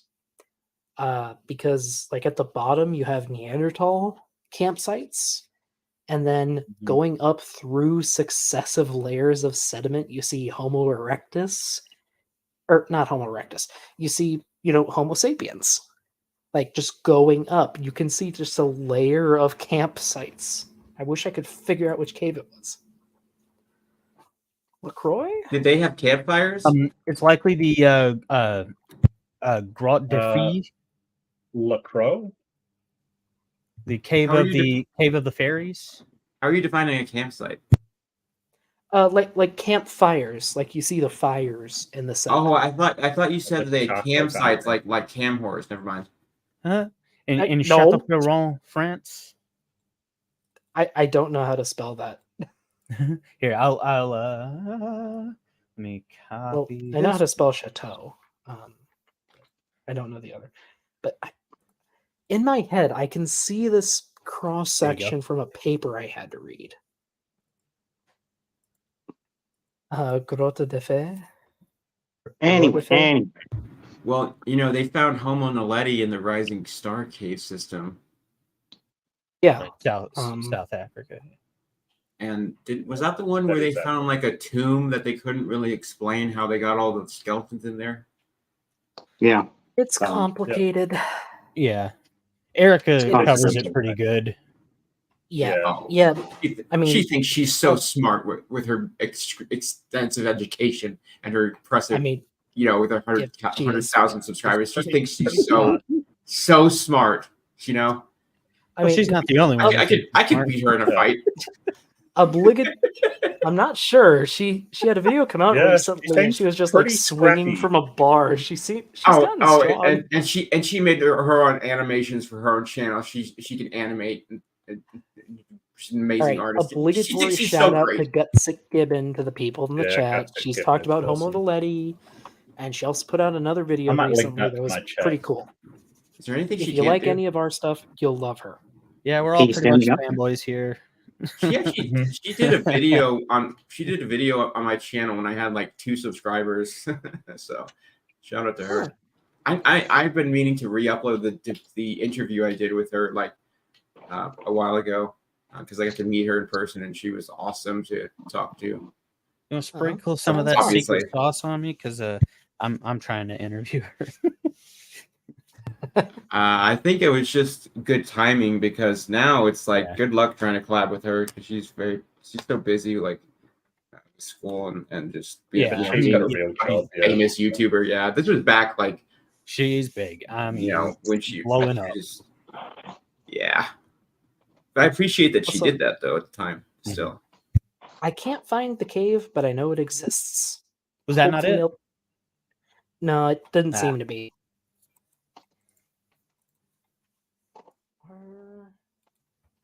Well, actually, this figure here. Lots of French, lots of French, lots of French. Do There's any another one here of in you speak Romania. French? Not really, no. Nope. I know how to say Did hello, they- my name is Fish. I watched Moulin Rouge one time. I speak. What do you need in French? Sorry, I wasn't paying attention. Any of this. Yeah, let me zoom in. Anomalie très potentielle cavité, like potential burial sites. That says anomaly. TRE is, I don't know what that is. And then it says potential cavity. Okay. Topographical inversion. Truncation. Imprint what's this by of the material. green thing? Uh, Deblaitu Foyer Bayou. I don't speak French. don't know what those words are. Shit.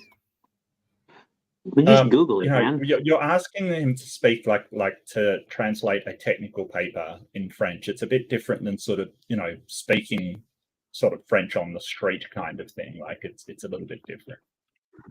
Yeah, there's a vocabulary. I bet Erica could do it. We should get her in here.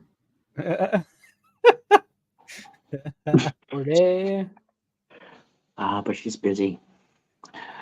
Search. Anyway, you guys, I am gonna have to dip. But it has been a pleasure. Thank you so much for having me on and letting me know about the stream. And AJ will definitely set up that that after show for the 19th. I look forward to that. And yeah, hit me up on your Discord and we'll do some more prep. Libel's got a good idea. Try Google Translate. Thanks, Libel. I did a bit. Also, apparently, collapsed Okay. cave here. All right, bye guys. Bye. Yeah, There, Mr. Anderson. Take care, mate.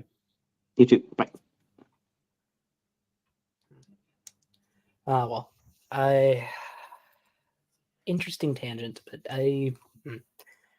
let's go a couple more minutes of this, and we can probably call it good. Such thing as an index fossil. Okay, but we'll take more in a minute here. History. That was nah to index fossils. Nah. Yeah. They only existed for a relatively short period of time. Clint, stop and think. You're claiming you know they only existed for a short period of time because of the layers they're found in. So the layers determine the age of the fossils, and the fossils determine the age of the layers. I've been asking And evolutionists. shut up and let him talk. If the You top obviously layer don't is know what you're younger, talking about. where did it come from? Outer space? And their answer is, well, it got. Kent, I told you this in our debate. Yeah, there's no reason to give up a good straw man just because you're proved wrong on it, though. Kent says their What he's answer doing is is something. I thought nobody answered your question, Kent. I thought nobody had ever answered it. He's poisoning He the says well that now all the because time. he's repeating himself everyone. over and over. Well, you don't know this. It's circular reasoning. It's still circular reasoning. You don't know this. You don't know that. He's not really trying to convince anybody. He's just preaching for the people sitting in front of him right now, I guess. Yeah, preaching for the choir. Yeah, basically. Everyone has answered this question more than once. Mhm. Grayson has answered it like 4 times. I've answered it multiple times. And Clint, if he Oh. would let him speak, Clint does a really good job of explaining it. Yeah, he Nice. does. Did Caden leave? Like, Oh, he did. well, for anyone who's curious, Talk the about him behind video, his back. Clint's video, is linked in the description. Please do check it out. It's pretty I good. think I might actually. Yeah. Yeah, Clint's a great dude. Yeah, I guess he just hates gay people. That's the date. okay. But, I don't know. It was just weird what he said. I was just very Why odd. would Clint's reptiles hate gay people? I don't understand. No. I missed was saying something. Caden hates gay people. What? Oh. Yeah. Oh, No. I What are we talking about, Clint? I'm so confused. Just ignore me. Just ignore me. I try, but you're really loud. I mean, I that's don't know. I'm not gonna assume. That hurts. That hurts. Also, Sorry, Mark, AJ, it looks I like you love got you, man. rated. Oh, did I? Oh, crap. Oh, I Yeah. take my eyes off the chat for like 2 seconds. Raid from where? Squid Raid. Oh, it's President Sunday. Thank you so much, President Sunday. Yeah. That's awesome. Sorry, we jumped from 50 viewers to 100. Oh, watch it. Yeah, that's right. Oh my. Yeah. Thank David you. says he's sorry he left. Sorry. Yeah, I see him. Hello. Hello. Sorry Oh crap! about that. Shit, I gotta put on a disguise. Position. It got moved from here to here. Oh, and that changed the date? Well, Clint, I've got a special experiment just for you tonight. Now pay attention. Oh. You see this Here fish comes. fossil found in sedimentary rock? I'm going to move it on top of my coffee cup. Now, I know the coffee cup is made of clay. This was made about 3 years ago, especially for me, Dr. Kent Hovind, the science gent. Now watch. As soon as I move this fish on top of my coffee cup, now I know it's less than 3 years old.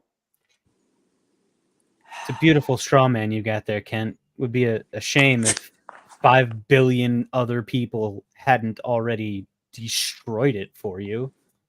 Yeah. Too bad. Ken just assumes those 5 billion people don't exist. Yeah, he doesn't like big numbers like so, yeah, sorry. 15, Kent. Sorry. I mean, 15. Smaller number. Just also, even in his own example, like, I mean, the mug was put down first. The mug was there first. It was brought in from somewhere else and laid down in this new place. See, in Congrats, this Kent. example, The law of Kent superposition is the nature, the force of nature, and the layer below the mug went down first, and then the layer above. Yeah. Also, we have a Siddharth. Siddharth. Siddharth. Hello. Hey, Siddharth, how are you doing? Sorry if you've been waiting a while. I just noticed you were in here. Oh, hey guys. Am I audible? Yeah. Yep. Oh, actually, yeah, I was waiting for a while. I thought there might be no slots or anything. Oh, no, I'm sorry. That's okay, StreamYard doesn't always make the notification for me. Oh, doesn't make any notification for me. I just wanted to be a part of this special Kent Hovind fan club, so here I am. I mean, if we're fans, we're a very interesting collection of fans. Of course, we are special, I would say, no doubt. Special, I just don't like want to pick on him, so I just didn't do any. I didn't say much because you guys are more than enough, to be honest. Oh, I think we're too much, to be honest with you. Way too much. It's only too much when AJ comes in. Just a lot of character in one place. No, AJ's exactly enough. You take that back. Well, to address this from the chat, I am the glue that holds together the gears that keeps the stream running. Yeah. To address this from the chat real quick, you can find opalized fossils in a lot of places. The real key, as far as I know, is hydrothermal activity. Like, you just need hot water that can dissolve quartz and redeposit it. To have that, you'll get opalized stuff, or at least chert. I think she might be talking about. I very, very, very, like, it's fuzzy. I think there's a certain type of opal that can only be found in Australia. I know that Cooper Petey has tons of opals. I'm not sure what types. But and I may be misremembering it. But yeah, I remember seeing something about opals in Australia, and there was something about like that was very unique about the type of opal or the way it appears or something. Is it like black opals or something like that? Maybe. I know. I'm not entirely certain. I would have to find it again somewhere. It might have been on Curiosity Stream if I'm. Because I know black opals are really rare. I don't know if they're found anywhere else, but they're really rare, and they're found like I think 90-something% are found in Australia. I can't remember the exact amount. Mm-hmm. Maybe, but dang, this is pretty. Quite. Hang on, I'll look it up. Black opals. Tis quite large. That's what she said. I'm sorry. You're not sorry, Mark. You're right. I'm lying. I'm not Well, sorry. the Beamsy bonk stick. Boom. Yeah, okay. I love when trees get opalized. Like, I've got one of them. Got it.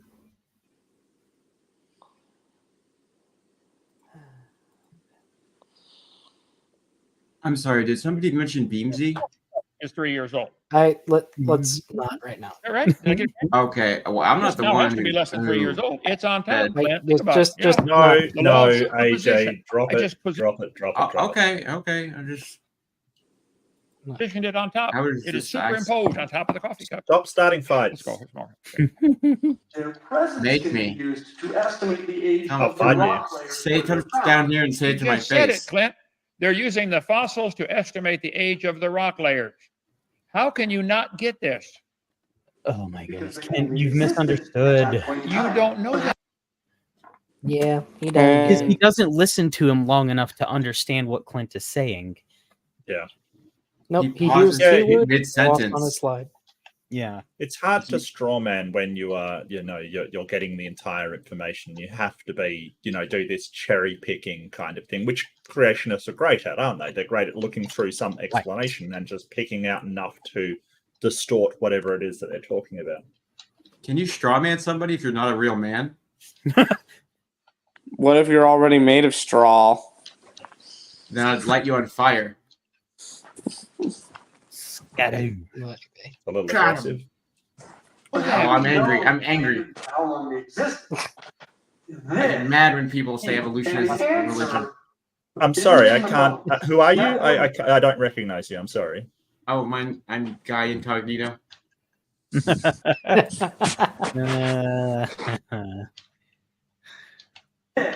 the key. And the answer isn't from the bones. That would be circular reasoning. Fortunately, index fossils are not the only means that we have to date rock layers. Bingo! Wait a minute, did you just admit it again? You date the rock layers by the index fossil? I think you just. He literally just said he didn't. What did Clint say? He just Can you said rewind index it? fossils aren't the only way we Yeah, date he said rock they're layers. not the only way. Not. Because, like, did you admit they're the only way you can date them? It's like he just hears what he wants to hear. It's like, yes, I would like some pizza with peanut butter on it.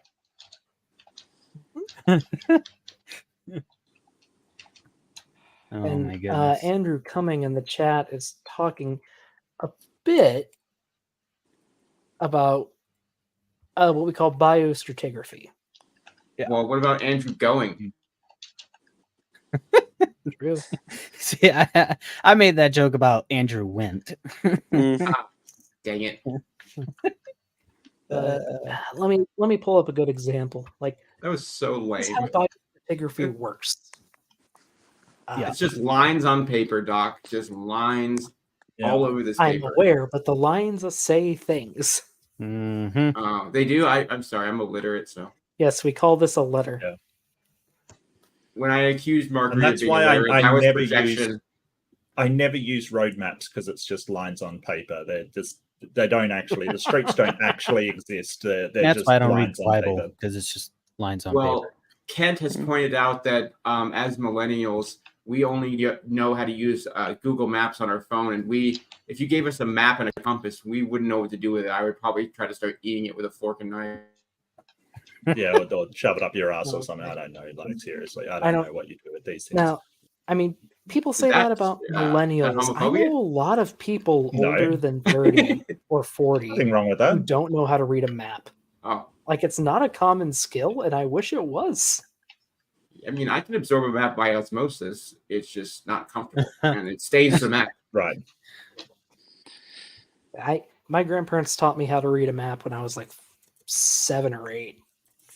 And yeah, it's just a gross generalization of what boomers think about younger generations, that they don't know how to do this, and they're going to do this because that's how I put them in the box that I think of them, kind of thing. Meanwhile, you've got Kent, who can't even turn on a computer without having an aneurysm. You know, it's just ridiculous that And he he sort has of no thinks idea. they're so incapable.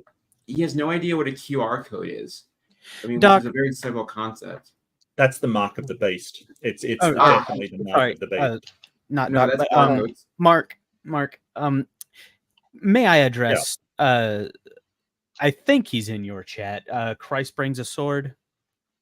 Is he? I'm pretty sure I've got him blocked. I don't know. No, that's not my chat. Hey, you leave my chat. My chat has standards. Yeah, okay. My chat has standards. How dare you? Mine doesn't. Mine doesn't. He is in Christ my brings a chat, sword. actually. Are we on Doc's channel? I invite you. Then, if you don't like it, I invite you to watch one of the other millions of YouTube channels currently going right now.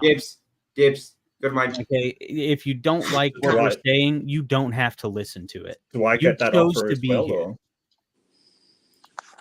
Well, you're included in that. Was that a different one? Oh, okay. Different comment? He left more?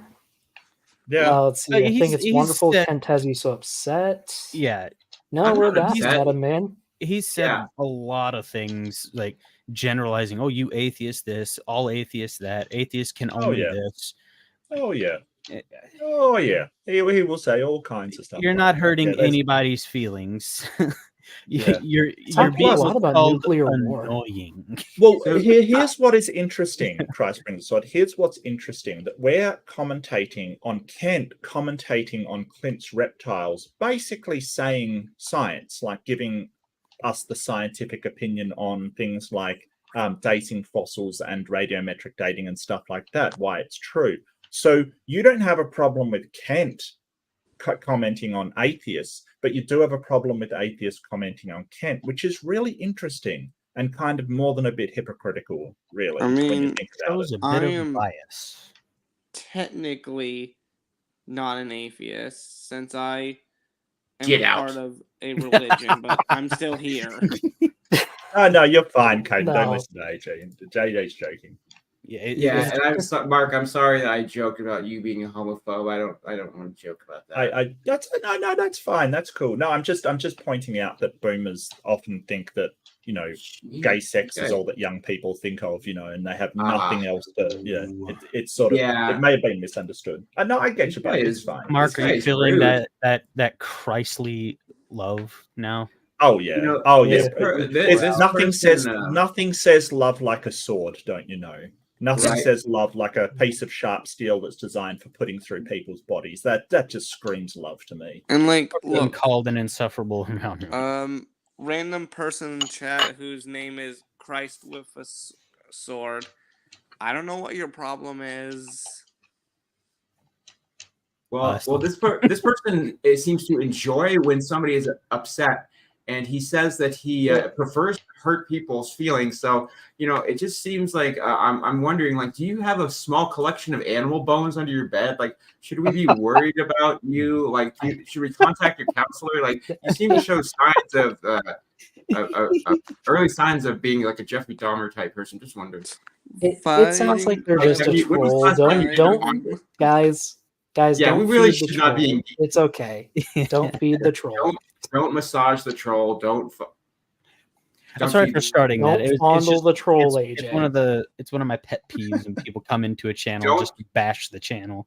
Don't give the troll a preach around. Listen, I know it's very big and very girthy, but please keep your hands off it. That's a term I invented. Get the bonk stick out forever. It's where you got the Bible in one hand. Can you not see the circular reasoning here? Go ahead.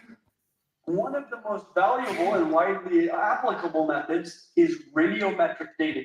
Now, Clint, all the radiometric dating methods, potassium argon, rubidium strontium, lead-208, lead-206, uranium-238. Actually, he can remember all of these, but he can't remember the frickin' definition of evolution that's actually correct. So annoying. But sometime soon, I want to try my hand at a type of radiometric dating. Oh, Ooh. Yeah, I'm cleaning Curious? fossils for my university, and one of them has a lot of really nice sandstone.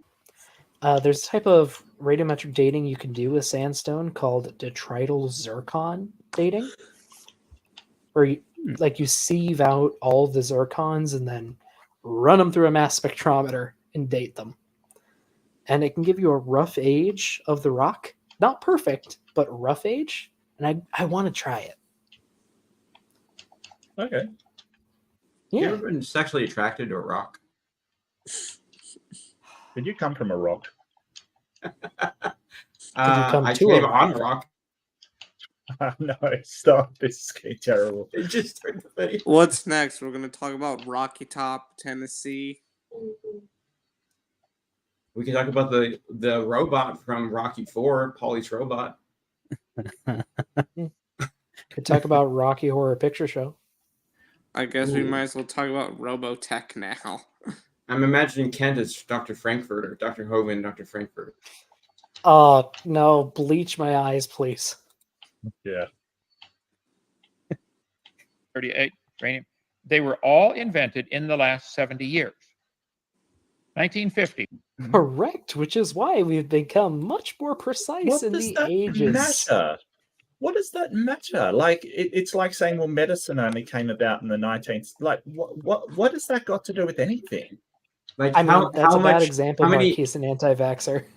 I mean, very likely the streaming software that he's using right now was invented in the last 15, maybe 10 years. Yeah, if it was invented 100 years ago, would it be more accurate? Like, he always makes these type of arguments. Like, well, the Bible says 24 times in the first 6 chapters that it'll bring forth after its kind. I'm like, does the more times it says it means it's more true? Like, but of course. I mean, oh yeah. Sorry, Libel here points out SpongeBob has been staring into our souls the entire time. Yeah, it's so creepy. SpongeBob is that's kind of all kind. That's not his nose, by the way. No. Oh this is Patrick. no! SpongeBob. 50. Willard Libby, University of Chicago, invented carbon dating. There are numerous problems with carbon dating, as you should well know. And if you yes, Ken, why the I only don't problem have is any that you doubt. don't understand it. One at a time. Take a number. Okay, I'll go first. Yeah, carbon dating's not the only thing we use. We know a lot of the problems, and we can account for them. Next. Somebody's got some. I mean, he likes using the carbon dating one because it can so easily be used to give false dates or incorrect dates for things that are older and older. That's why we use other methods to confirm the dates. Like, we don't just use carbon dating. That's why we have overlap. Yeah, and it's like, Kent, if radiometric dating doesn't work, then how can we date things? Look, open the Bible. For the Bible tells me so. Yeah, just the Bible. That's how we date things. Kent. Yeah. There's no evidence for evolution, but Kent's evidence that the Earth is 6,000 years old and the universe is the patriarchs of the Bible. They're a chart with their ages where they live to be over 900 years old. It adds up to about 6,000. That's his evidence. That's literally what he bases his entire belief system on, that the universe is that old. Is that? Like, that just blows my mind, honestly. Therefore, incorrect. Yeah. This is a little outdated, but here's a quick overview of some different dating methods we use. It is on a logarithmic scale, so like here's 100 years, 1,000, 10,000, 100,000, etc. Lichenometry? That sounds fake. Did you make that up? I'm gonna guess that's using lichen, but I've never I used challenge that. you on that. All right, fine. Lichenometry. I challenge you to a duel, pistols at dawn. Lichen are actually really interesting. Like they're a symbiotic relationship between a fungus and algae, I think. What's a lichen? I think so. It's the stuff that you get on rocks, that mottled green stuff, and basically the moss? fungus. No, not moss, because that's fuzzy. It's like a scaly, sort of very dull green colored mottling on rocks. And the fungus breaks down the rocks to provide nutrient with an acid, and the algae uses that nutrients that have been broken down to perform photosynthesis. Like, so it's a really fascinating symbiosis between two very, very different organisms. Mm-hmm. And according to Google, it's used to measure how long something's been exposed at the surface, because some lichen grow in a very, very predictable rate. Which, hey, that's interesting. Yeah, I imagine you could use that to like analyze stone structures and stuff. Yeah. But dendrochronology, everyone's probably familiar with that. Tree ring dating, cosmogenic nuclides. I believe that's when rays from the sun turn some atoms radioactive and they undergo decay. Is that when the carbon atoms slap the nitrogen around in the atmosphere? Or the sun slaps the nitrogen around? No, that would be with radiocart. Okay, when does the nitrogen get slapped around? Sure. Because that's what Ken says. Wow. That happens in the I don't think atmosphere should be talking about slapping anything around, quite frankly. True. That seems in very poor I don't know if taste. that's a scientific term, but yeah, he says the nitrogen. I was gonna say it. Damn it. Oh, sorry. So, and plus, beat me to it. That doesn't even have on like ice core samples, for instance, which can go back like 800 Varv counts even. Yeah, Varv 80,000 counts. years. Yeah, I think we have some Varv sequences going back over 100,000 years. And they that reminds me. Sample the gases that are trapped within those ice cores and learn quite a bit about ancient atmospheres. Yeah. Yeah. I need to get everybody's favorite points on things that disprove the age of the Earth being so young, because I'm doing don't tell nobody, I'm doing a secret part 22 in my 21 part series on the flood. To that end, Rodney, I just typed something in the private chat. Look that up. There have been a lot of studies on a particular lake in Japan that it's beautiful. I think Bainsy told us about that lake. Was it you? It was Sasha. It was me.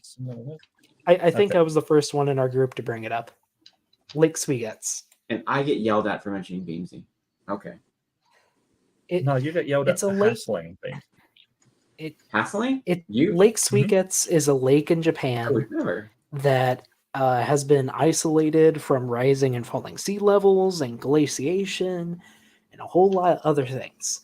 So it has this beautiful sequence of varves going back, I think it's nearly, if not over 100,000 years.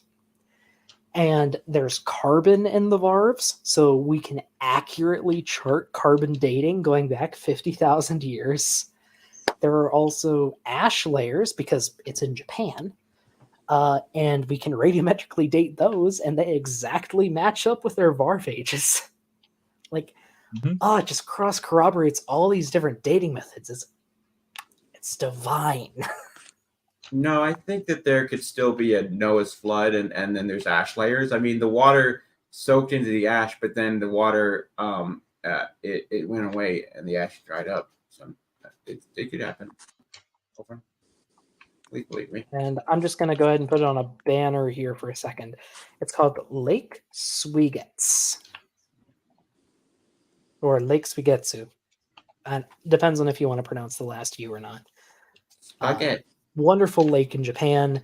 It's been continuously being studied for like the last, I want to say 20 to 30 years.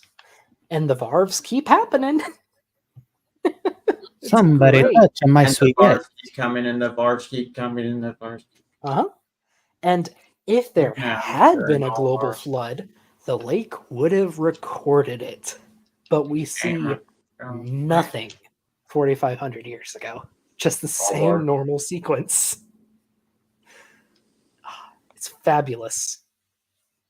Oh yeah, and the Green River Formation.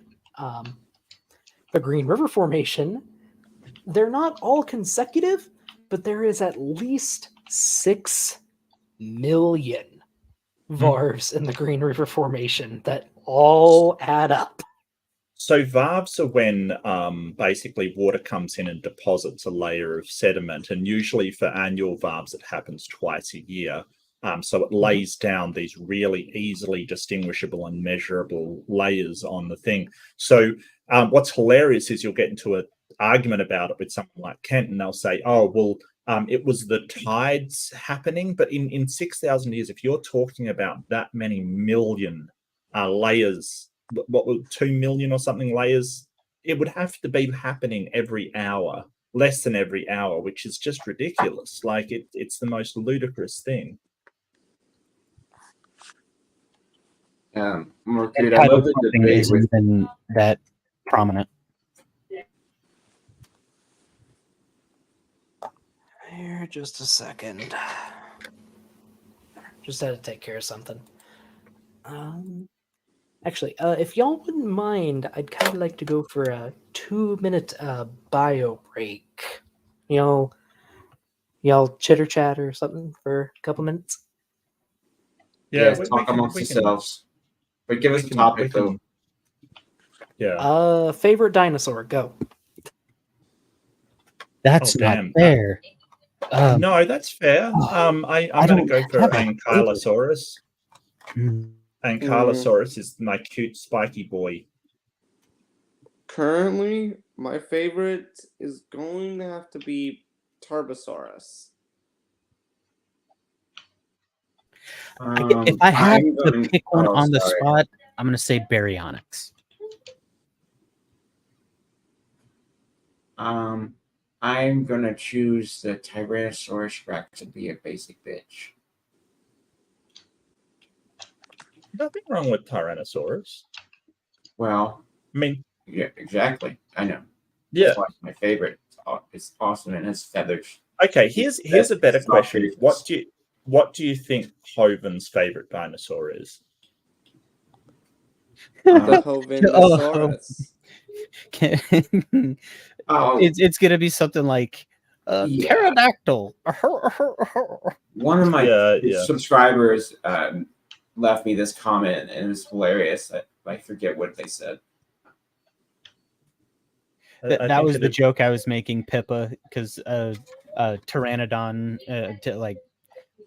none of the pterosaurs are actually dinosaurs. Yeah, they're not. Yeah, Pteranodon's not a dinosaur either. That's a different kind. But they can still ride the dinosaur train. They can. I like that show, actually. Dinosaur train? I don't think I've seen that one. You'll have to explain it to me. Yeah, it's like a I think it's PBS Kids TV show. Okay. There's like this little T-Rex who gets mixed up in a pteranodon nest and is raised by Mama Pteranodon, and there's this dinosaur train that they go on in every episode, and they're like going through like different time periods and stuff, and like after school special style, solving a problem in one episode and learning a valuable lesson and all that kind of cool stuff. Oh, okay. So just an FYI, I am working on my own personal Godzilla project. Go Godzilla. That sounds like fun. Elson, I am back. Sorry about that. Are you trying to breed one, or like what's going on there? I am working on a script which I hope to turn into a movie. Okay. Didn't they just make a Godzilla movie? It actually did quite well. Didn't it win an Oscar for something? I think best special effects or some stuff. Okay. Good night, everyone. There's Bye. a bit of sound in the back. Oh, good night. There's a bit of sound in the background. Good night. Sorry, What happened to Titan just AJ? shared this with Something me. happened to AJ? AJ dropped Oh, for some AJ? reason. I didn't kick him. I bet you did. Don't believe anything Doc says. He would kick AJ in a second. In a second. I don't think I did. I think so. I didn't I click think that my nothing. wife was telling me about it, and she's usually way better. Yeah, so it was Godzilla X Kong, the New Empire. Look, I can't keep up with all these new movies. It's incredible. But my wife can for some reason. I haven't watched any of the new ones. I have heard they have embraced the let's be dumb and have fun thing, which, I'm all for it, Best visual effects, Godzilla -1, apparently. There you go. There you go. Google tells all. Godzilla -1 wins Best Visual Effects at 2024 Oscars. Godzilla -1? Why is it called Godzilla -1? What is going on? Are we now going backwards in franchises? Wait, is that the one where Godzilla became evil, or is that supposed to be the next? Yeah, it's the latest Japanese output. So it's probably a little more palatable for like diehard fan base people. Right. No. Oh, I might have to see it then, because I hated the Western Godzilla movies. They sucked. I only saw the one, and I wasn't a huge fan of it. Well, the 1990s one, was it 90? No, the mid 2000s one. Oh, okay, yeah. No, that one was like it was good entertainment, but I didn't really care for the story of it. Focused on the humans too much. I'm here for the monsters. Well, yeah, I've got nothing against kaiju films. I really don't. It's just Western ones seem to not be able to, I guess like Pacific Rim was dumb fun. Like that was dumb, but it was okay. Great. Yeah, it was just dumb fun. I don't think they like took themselves too serious. Right. Yeah.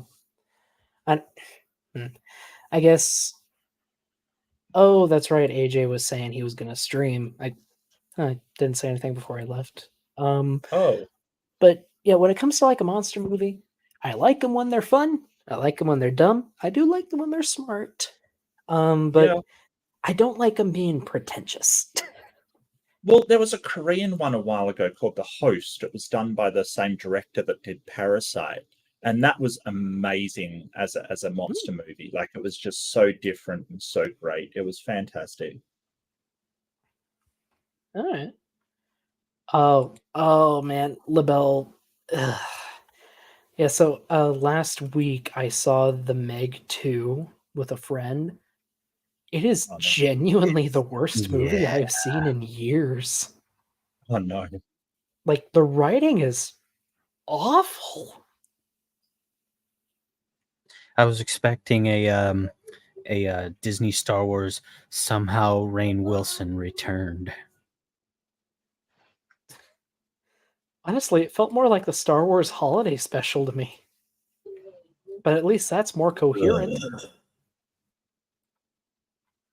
Should we end the tangent and get on track? Yeah, probably. Yeah, I might. One last thing. I agree, Sydney Raptor. I love Pacific Rim. It's great. But yeah. If you watch my video number 7 on my seminar series, $50 for the whole thing, 18 hours, I cover in great detail. No. I am not. I will never. I have all 7 videos really? that I'm going to go through. Oh, I wish you luck. I mean, I've watched them like 400 times from the time I learned about them until now. So I don't guess there's really anything new I can learn, quote unquote, from it. I'm just going to break it down. All the problems with carbon dating. But I'm going to cover something else tonight. If you trust carbon dating, you're really an idiot. Methods have serious problems, and they were all invented in the last 70 years. His understanding of carbon dating, then you're an idiot, which I would agree with. Yeah. He's just insulting people now. It's pretty terrible. Yeah, but like I said this somewhere in the vast infiniteness of the beginning, but Clint was very polite and very understanding. And Kent treats him like you said his dog was ugly or something. Just, why? Back in 1830. Ooh, wait, sorry. Oh, The Man from Earth. Yes, that movie. Oh, that movie is amazing. I love it. That film is amazing. Oh, it makes your brain just burn, and I love it. Like a quick no spoilers rundown. I think he's an archaeology professor, is retiring, and he invites he's going to move away, and he invites his colleagues who he's known for years over, and springs a philosophical question on them. Like a what if? Like, is it hypothetically possible for a human to survive for thousands of years? And the movie just goes from there. It is fabulous. I'm pretty sure it's on YouTube. Seriously, do yourself a favor if you have a free Saturday night or something. Look it up. Fabulous. Nice. It's not a long film as well, though, right? It's quite like you can pull it off in 1.5 hours or something. Yeah, I think it's like an hour and a half or something. Like, I don't want to brag or anything, but I can watch a 2.5 hour movie in like 10 hours. So there you go. That's efficiency. That's fair. But yeah, if you've never heard of it before, check it out, folks. Fabulous. 120 years before any radiometric dating was thought of, that's when they made up the geologic column and the index fossils. So now, if the carbon date they obtained does not match the geologic date from the index fossils, they'll throw out the carbon date. Yeah. If you... No, Kent, that's just some BS you made up. That's not how we do things. He said it, so it must be true. Well, I know a lot of his sources are just lying. Like, in the past, I know he cited stuff from Steve Austin. Listen, reading through Steve Austin's publication on the Mount St. Helens rocks, he did everything he possibly could to get a wrong result. You know, I tried going over that in my stream the other night. I got mysteriously taken down, and I still haven't gotten any word from YouTube about it either. So that's fun. But I did mention that, and I did cover that in the 45 minutes that I was able to stream it. I mean, if you have a Twitter, you can try reaching out to YouTube support on there. They're surprisingly more responsive there than they are on YouTube. I don't have a Twitter, but that's just a personal choice. I've never had a problem with Google support as well. Like, I've had a couple of problems with just issues on my channel. One person couldn't be unblocked, and it had to, they weren't too bad. I don't really have a problem with them, to be honest with you. Support tickets always take a long time to resolve, so I'm not, I think, yeah. I don't know. I haven't had to appeal anything yet, but I'm not looking forward to the day I do. Just I have not heard good things. Yeah. You found a dinosaur bone and had flesh with it, like what's her name? Schwartz, the girl lady. What? Schweitzer. It's not that hard. Dr. Mary Schweitzer. Plus, she didn't have flesh with it. That's not what she found. Like, that's a complete like, she found sort of partially fossilized cartilaginous tissue there. Like, it was, we call it soft tissue, but like, it wasn't flesh. It's that's just a lie. That's another lie. Microscopic scraps of collagen fibers. Mary Schweitzer in North Carolina. If you test the soft tissue found with that dinosaur bone and it came back with carbon dating to be, say, 10,000 years old, would you accept it? Why would you carbon date that? Why would you possibly carbon date that? Why? Then you can intentionally get a wrong answer. Well, they did do carbon dating, but it was contaminated by bacteria that had eaten away of it. They were the dates came back for the bacterial organisms that had infected. Like, this is the thing, he just doesn't. I can never remember which carbon dating example on it them? is, but I like think so. somebody tried to get a sample. I think it was of a trike bone where they said they found soft tissue or preserved soft tissue or something, but they had already like soaked it for like a month in some kind of acid solution and then tried to get it carbon dated. I'm pretty sure it was a creationist. Yeah, that I and know that much, but I can't remember like who it was or where or when. I don't remember his name, but I know it happened. I remember Dapper Dino did a video on it, and I listened to that. It might come up if you search Dapper Dino Triceratops. That sounds right. Yeah.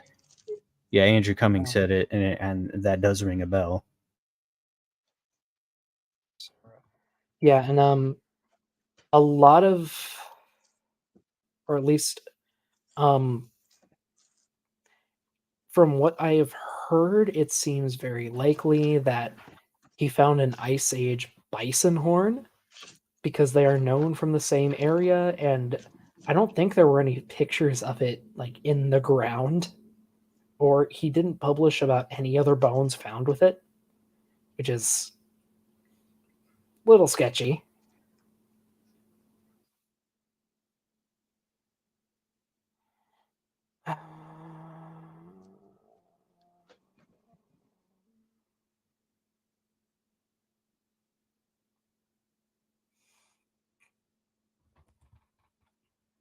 See, I'm just reading a little bit.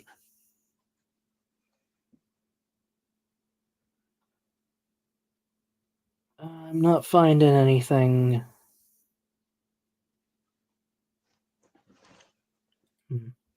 Not finding anything on carbon dating done on. Not finding anything about carbon dating done on any soft tissues. Like dinosaur soft tissues, other than possibly the Armitage thing.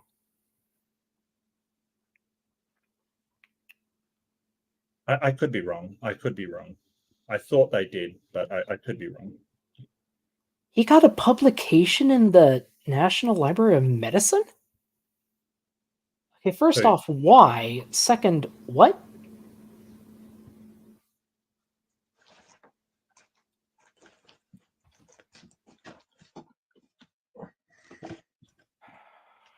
I don't know the guy's history. Was he previously a legit scientist?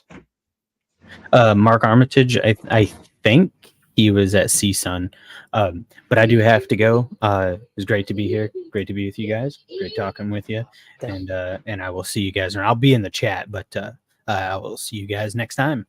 Yeah, no worries, Rodney. Thanks for joining us, man. Yeah, not a problem.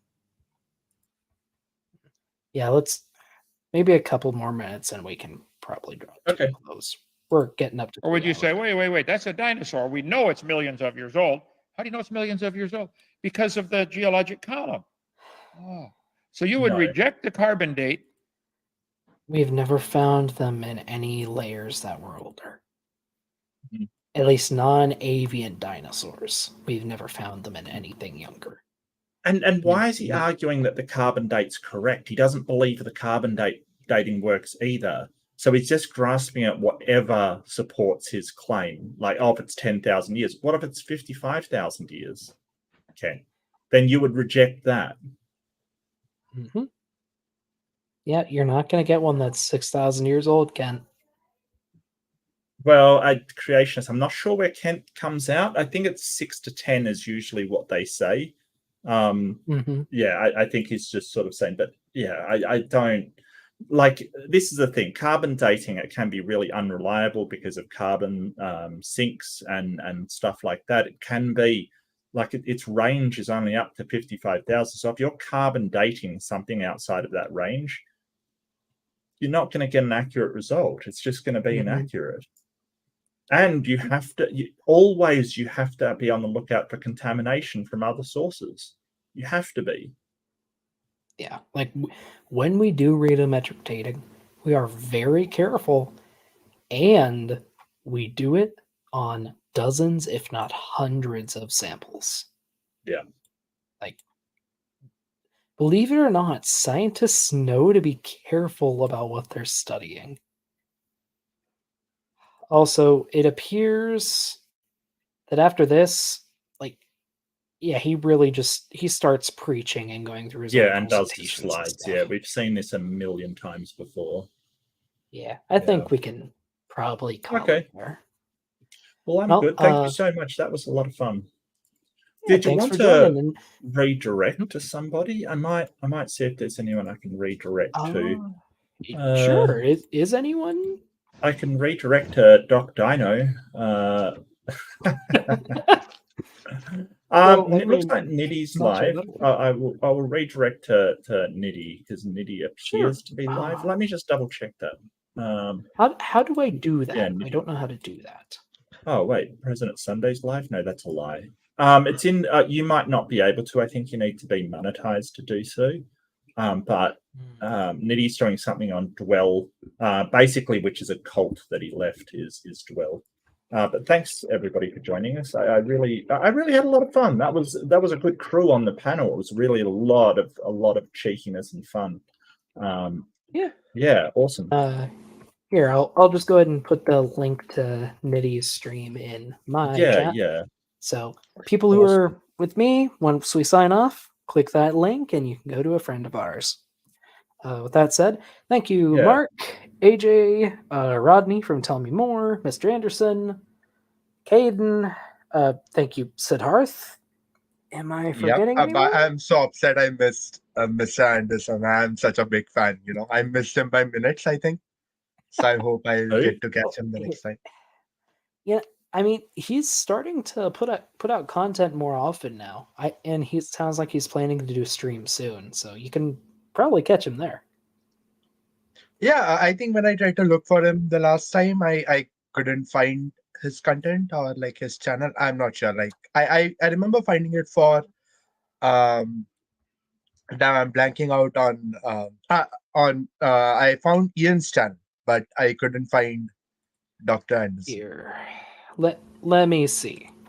I'll just go ahead and get you the link to his channel. I'll put it in the private chat, and I'll put it in my YouTube chat too. But I think I got everyone. If I didn't, I apologize. But thank you, folks, for joining. All the links for watching. Sorry, Mark. What was it? Just for my audience, all of the links are in the description of this video. So if you do need any of the people that have been on, they're all in the description. That is a good idea. Don't forget to like and subscribe because it really helps Doc Dino out. If you are watching on my channel, Doc Dino's channel is in there, and it really helps him out to get a subscription. So if you do like this kind of thing and would like to see more, definitely head over there. And I might just put it in the chat actually as well, just to make sure. Grazie, Mark. Yeah, we do this show most Mondays. Not every Monday, but most. Yeah, and it's really good. So I might just throw that in before I go. It really helps out Doc. He definitely is worth it and is doing some really good stuff. So thank you so much. Really appreciate it, everybody. And I'll let Doc go now. I'm just taking over the show as per usual. You're fine. I'm not here. Thank you. Yeah, I'm going to be putting out stuff soon. I've been preparing to do a little, well, maybe a couple shorts on the dinosaur fossil I've been cleaning. Like some backstory behind it. I'm consulting with some paleontologists who know the area and the dinosaurs in the area, and hopefully they can help me ID it. So that'll be fun too. Cool. Yeah. Thanks for joining, everybody, and hope you have a great evening or morning, wherever you are. Just have a good one. Goodbye. Thank you.